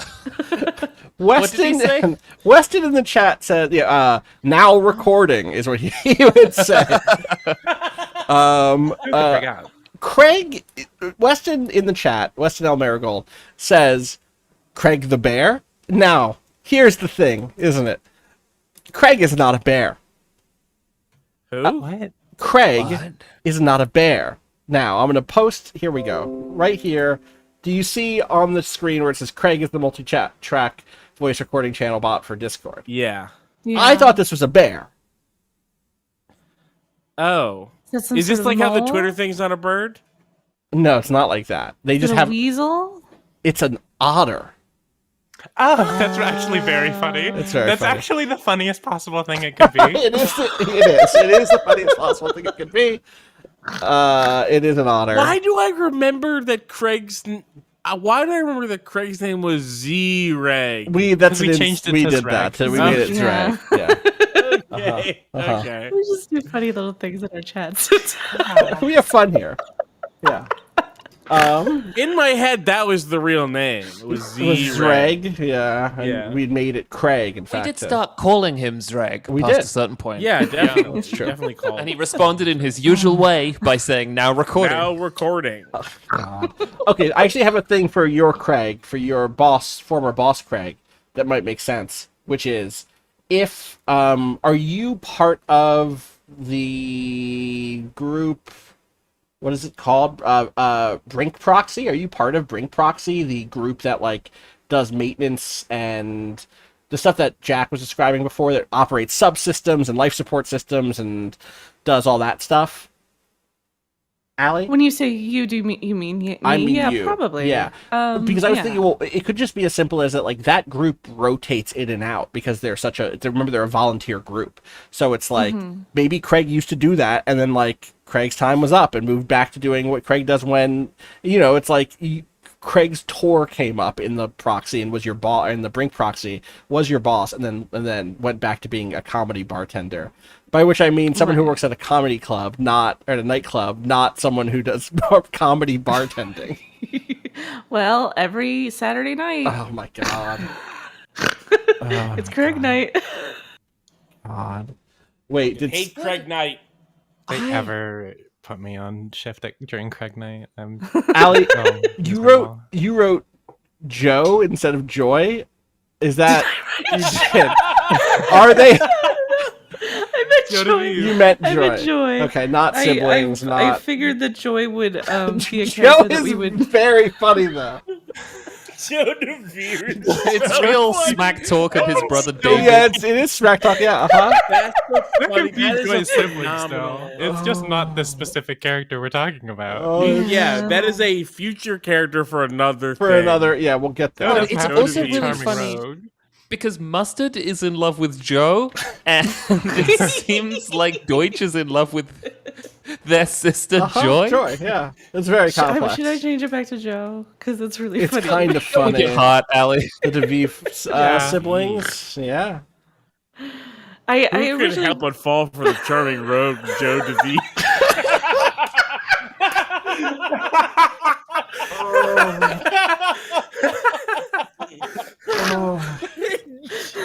Joe of life. It means Joe of life. Oh, someone edit that Michael Lutz, please. Oh my god. It's so good. Oh. Of course, their father, Danny DeVito. Yeah, Danny DeVito, yeah. Oh my god. No, Danny DeVive, not Danny DeVito. Well, right, yes. Okay. What else do we need to do? Good question. Hello? Good question. No, wait, you said I cut out? No, I said, is that it? No, We got insights, almost. and then that might be it. Sorry, 1 second. Very important work I'm doing over here. Oh, please. I love this little Well, let me watch you shootout do that's it. happening above the actions. Oh, it's so good. Okay, here we go. Yeah, This box. incredible doodles on this. And they're So all good. in the book too. There we go. Okay. Put that there for later. Where are we at? We've done that. We've done 2 minor characters. How to play. All right, play guide. I think that there's a starting play that we'll go through, and that'll be where we stop, or we could stop now. A play guide. Unlike many role-playing games, Orbital has a structured turn system throughout play. Every round, each player chooses one of the 3 narrative actions to move the story forward. Narrate a minor scene, explore your character's life in a short narration, frame a major scene, answer a story question through improvised play, or read the station, gather perspectives from your community on a vital issue. If you don't have to follow the same turn order each round, but every player should take an action. An action before anyone goes again. Full descriptions on the actions can be found by expanding the cards on the action board. Coming next. That's nice. Oh, these expand. Oh, that's really cool. Okay, neat. Okay, I love when things expand. Starting play. After creating your station. Oh wait. Okay, we'll get to that when we're actually doing this next turn or next week, whenever we pick up, or maybe not next week. After creating your station, aspects, and characters, you are ready to play. Read through these next few slides to familiar yourself with the flow of the game. In the first round, each player will narrate a minor scene. This serves 2 purposes. Firstly, to show your character in their everyday routine. You should remind everyone who you are, what you look like, and what normal means to you. Secondly, you'll choose an insight from your character sheet and link it to one of the threats facing your station. Use the prompt in your narration. This will entangle your character in the story, making it easier to bring you all together and get things going. After that, you take turns normally, choose an action each round, think about what your character wants to achieve and who could help them succeed. Bringing the characters together as swiftly as possible is strongly advised. If you're struggling to come up with an idea, pause for a moment and talk with the table. Ask, what do we want to find out next? As you discuss, consider the remaining station threats, aspect questions, and your character's motivations. At the end of every round, consider the threats your station faces and decide if any were resolved. This might mean that they were averted or that they've already come to pass. Either way, cross them off your station sheet. When you resolve the last threat, it's time to bring things to a close, wrap up loose ends, play one more round, etc. And then you end with a minor scene. We'll get there when we get there. And then there's a debrief. So, yes? Oh, every I was thinking of the cult threat, and we should just be prepared to be having people who are going missing and coming back as cultists. I mean, yeah, that'll be happening for sure. But the thing that I would love to give us one last little thing here before we end, which is this narrate a minor scene, connecting. Also, I just wanted to delete all of the remaining orange cards. So first, we have to show our character on our everyday routine, and then second, linking one of our insights to one of our threats, which, you know, we all have that last card that says what our insights are. I will read the minor scenes bit or rules in a second. Here they are. Narrate a minor scene. I'll close this, and how do I expanded this earlier and it didn't. Oh, there we go. There's a little expand button. Minor scenes provide space to add depth to your character and bring the station's quieter parts into focus through solo narration. Give a short description of your character to the table. Consider where they are, what they're doing, what their surroundings are like, what just happened, and how they're feeling. You'll usually narrate in the third person, as in, they take a long walk around the station hallways. If you want to interact with a minor character, ask someone else to play them. You can use moves as usual, though some are more suited to a major scene's dramatic interactions. Other players can also pick up aspects during your minor scene if the story requires it. Usually, though, it'll just be on your own. Scene ideas: normal life, what's your typical routine, making preparations, how are you getting ready, visiting a contact, what do you need, talking with a friend, what will you share, a moment of rest, how will you wind down tonight. So everybody should think about what their opening scene is, what's the first shot that we see, and it should tie one of your insights to one of our 3 threats, which, as a reminder, our 3 threats are: hundreds of military starships are using a nearby moon as a staging area, residents have been disappearing, emerging days later as new members of a strange cult, and a huge shipment of blue oranges has pushed the Brink to the brink. There are too many people to safely house, to keep well fed, etc. Does anyone have their idea for an opening scene for themselves, an opening minor scene for themselves? I think mine is fairly easy, which is, yeah, it's fairly easy, and I think I'm gonna get a token from it. I think, but I don't know if we open here. What's the first shot we see of the Brink?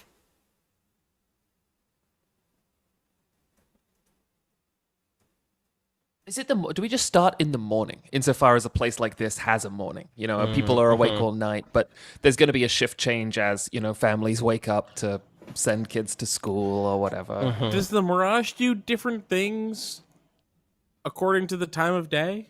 I imagine in some places it does, but Does the Mirage set? It shifted. it's perpetual sunset. Yeah, but it would shift from like purple and blues to oranges and yellows, you know, throughout the day. But I don't know that it was always. I don't know that it did that in a way that was always conducive to sleep cycles necessarily. Also, real quick, can we get tokens in minor scenes, or are the minor scenes more about just like narration? You can use moves in minor scenes. Okay, cool. So yes.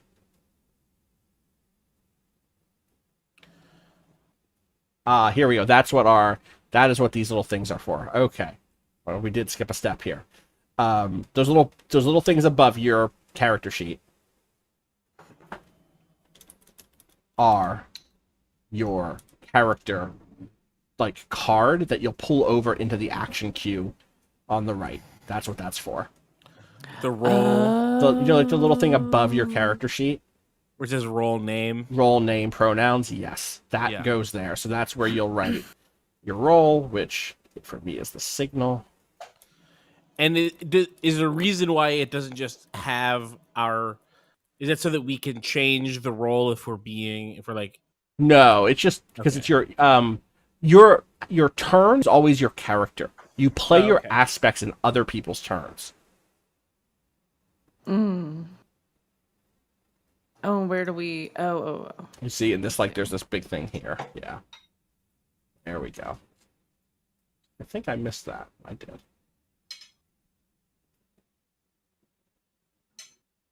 I don't... So you think... So, Jack, your suggestion is... Brink wakes up. Brink wakes up. Okay. I'm gonna appear... I'm gonna do my minor scene is, like, actually not I'm like not in it in the traditional way. I think it's a couple of young kids, not young kids. This is me as a fucking grown man saying young kids. It's a bunch of young adults. It's a bunch of 19 to 23-year-olds, right? Sleepily walking back from a concert, and playing my music, like a hologram of my music, from their in front of them in hollow augmented reality, like kind of their views of the different moments, like sharing their views, creating a 3D a sync image between their two different views so they could see the hologram of me equally, and it's me. It's that thing. I don't know if you've ever done this. So I'm really pulling on a memory of me going to see the Pixies on the night before Thanksgiving. And I saw them twice in a row that night. I stayed and watched the second show. By the time it was over, it was like 4 a.m., 4:30. I was walking back to the subway, and it was starting to get light out, and I'm in New York. And so the people were getting ready for the Thanksgiving Day parade. Full bands were there, marching bands in like all their regalia, all their their uniforms, yawning, getting ready. And I just remember that walk back to the subway as being this like very joyous, tired thing. And I think with the oranges coming, but more than that, cycle day. What did you end up calling it, Allie? What was the cycle end feast is coming? It's like these 20-year-olds walking back from a concert, laughing, voices hoarse, decorations up for the cycle end, being put up for the upcoming cycle end feast, I just remembered we do literally have a feast, don't we, in Twilight Mirage? Yes, we do. Oh, sure. This does not need to be the Feast of Patina, No. but or maybe a lighter one than this. So I did invoke Thanksgiving just now. People have dinner, like Yeah, it doesn't have to be a whole thing all the time. I'm just saying. Anyway, and so it is me performing, and it is 3T being like basically doing a call to action, basically saying that the people in the Mirage, the leaders in the Mirage, don't want us to get involved. They're cowards. They're letting people die. We have a responsibility. We're supposed to love each other. Let love be your weapon. Raise your love up like a sword. This is my next song. My love is a sword, and it's sharp. And it's sharper than yours. Yeah.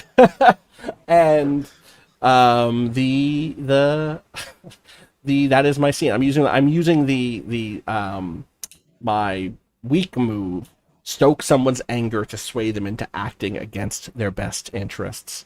As one of the first scenes we see here are a bunch of young people getting increasingly interested in pushing a sort of militarism here. Go ahead. Could we get an image of that militarism making itself apparent in one way or another, rather than I just mean, these I teens think that they listening to start. music? I think that they start ripping down the cycle day decorations, and one of them uses that. You described there being I think it was you. Somebody described one of our visuals as being the bioluminescent algae-like organisms. Those are light tubes, right? They grab one of those and break it and use the goo inside to do graffiti. Sick. And basically say, fuck the principality, fuck peace, and underline it, and it glows in that way. And then laughing kind of tumble through the halls. I've acted this round. Okay. I am walking Oh, through... that is... Sorry, I should have done the thing. That is me. My insight, a new political movement is rising in its support, tying it to our first threat, the war. The hundreds of military starships. Anyway, so remember that you have to use that you have to tie one of your insights to one of our threats. Okay, I am in the corner of the bit of the warehouse that I rent. I don't have a whole warehouse, but I have a little section of one, and I am checking through the stuff that I'm basically taking a stock audit in the morning, figuring out what I've got, what I got to sell. And I open one of the containers, and there's a man inside, and he is wearing packed colors. He hides back in the back of the crate, and he puts his hands up, and he surrenders, and he is prepared to defect. And he says that there are people on PALISADE who have had enough of the war. They want the war to end, and that he just needs someone to take care of him here. The Brink won't let him stay. They'll arrest him as a traitor, and I need to keep him hidden. And this is, I found a stowaway in a crate with a story, is my insight. And the story is that there is a faction, at least of the Pact, on PALISADE, who are seeing this as an opportunity to flee from the war, to desert, and to join the Twilight Mirage, whatever that means, whether they believe in it ideologically or they simply want to get out of the war. And I'm also making the weak move, commit to provide for someone you can't support. Ooh. This is quite an uncomfortable decision for Paris because of their relationship with Deutsch. And they know that if they turned this guy in, some questions might be asked that might lead people to discover that Paris is also associating with another known person from Palisade. And one is a coincidence, but two seems very deliberate. Okay. So shaken, I readjust my suit, my nice necktie. Say, I'll be back. I'll bring you some food or whatever, I guess. And go out to sell some fruit. So Paris finds a stowaway and a defector from the Pact. And agrees to care for them. Great. Less out of altruism and more what dangerous stuff about myself will be revealed if I don't. Yeah, fair. Who has another one? I have a pretty straightforward one, which is I think that we see Mustard at the refueling station. It's early in the morning. She's clearly starting her day.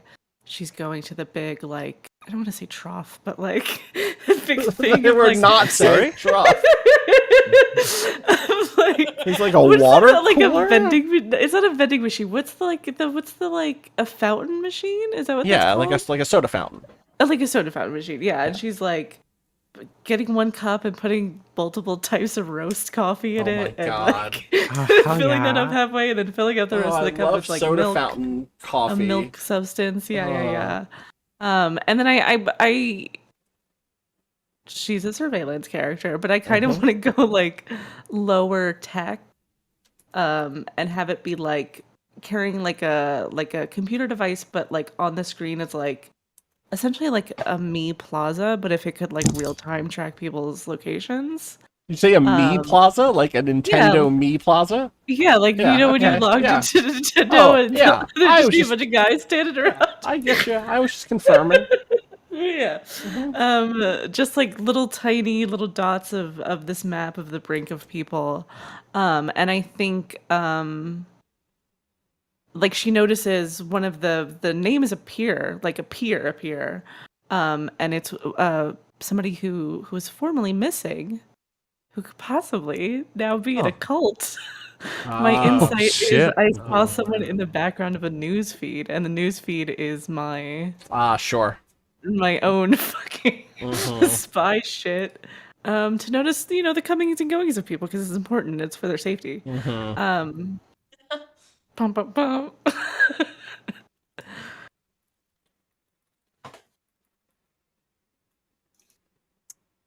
Oh no, I don't know if they're going. Are they going missing, Ali, or are they a person who has been missing and now reappears? I see. Yeah, that just reappeared. Yeah.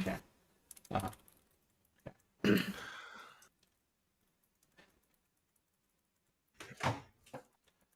Who's up? I have an idea.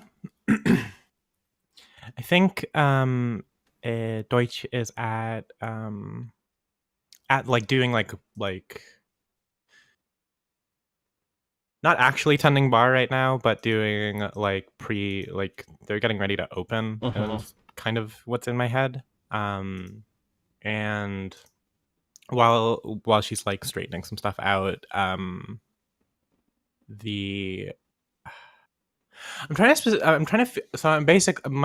thing here is that she's getting info from the Pact, and I think the way that this actually sorry, from the Pact or from the curtain. The curtain. Okay. Sorry. No, you're good. I gotta be on top of that. I work for one of those and hate the other one. Yeah. The curtain. So what I think ends up happening actually is there's something that pings by her workstation that is genuine. I think it's the phone lights up in a certain sequence, or whatever communication thing lights up in a certain sequence that makes her go to the bar restroom, where the mirror starts displaying text that is meant for her once it registers that she is in there. Love that. And I think it's just these big blocky red letters. And the first thing that appears is unsanctioned divinity detected on board the Brink. Monitor. After that disappears, it says monitor threat level and while awaiting further instructions. And then the third thing is kill list remains unchanged. Great. Yeah. A good time to be a spy. Yeah. Super normal. She's totally calm about this wrench being thrown into things. She's not. She's like visibly very angry about this before she leaves the bathroom. And that leaves us with Feel. Sorry. What did that connect? What was the? That was connecting to. Sorry, that insight was. You receive orders. Yes. You receive orders to prevent it at all costs. Okay, sure. Which I'm sort of leading into. Yeah. Which is connected to the lament strand, the devotion here. Okay. Or the cult, or I guess it's the threat, cult, right? Is what is the cult threat. specifically. The threat is the thing, right? So that's the cult. Okay. Shield.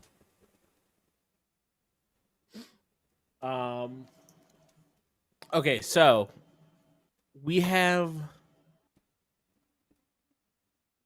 how many per threat? How many?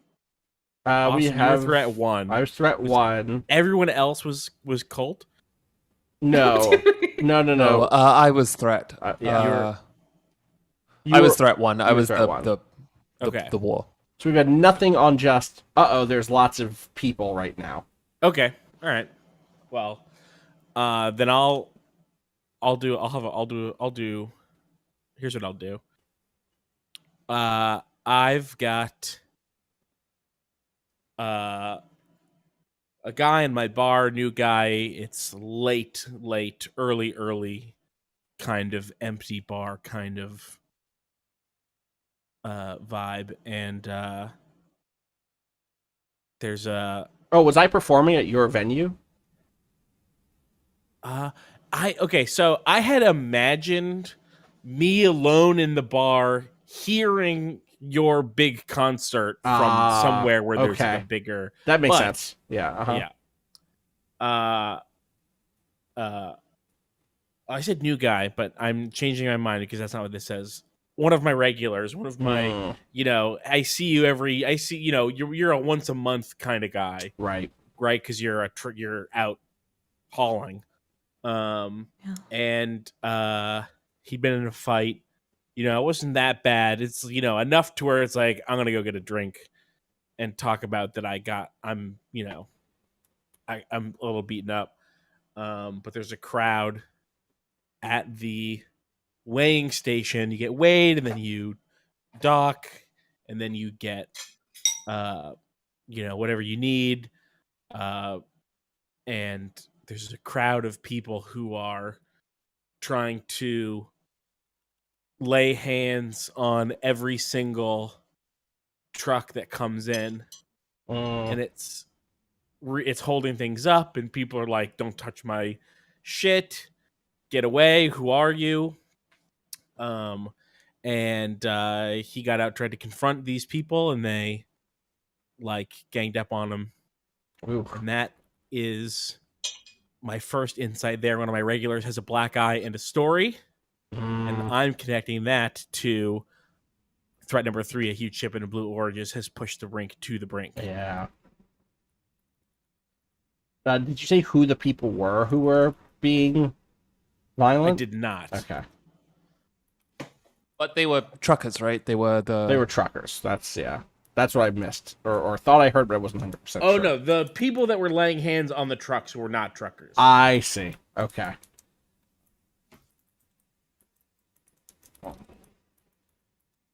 But they were laying hands on the trucks. I'm just gonna say about big groups of people laying hands on the trucks. Yeah. A black-eyed regular. There we go. All right. Well, that's our first round, and that's going to end it for us tonight. Thank you all so much for hanging, and we will be back hopefully soon as we come back to the Brink. I'm excited about these characters. Yeah, this is going to be a lot of fun. Agreed. All right. Excited to meet the Devives. Yeah. So excited too. Again, you can find this game. I picked it up both in physical and in just PDF form. Mousehole.press.itch.io to get it digitally, and then I think it's mousehole.press for if you want a physical copy.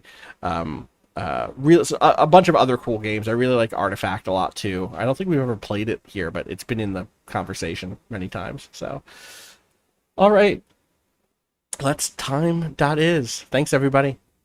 Bye. Bye. Bye.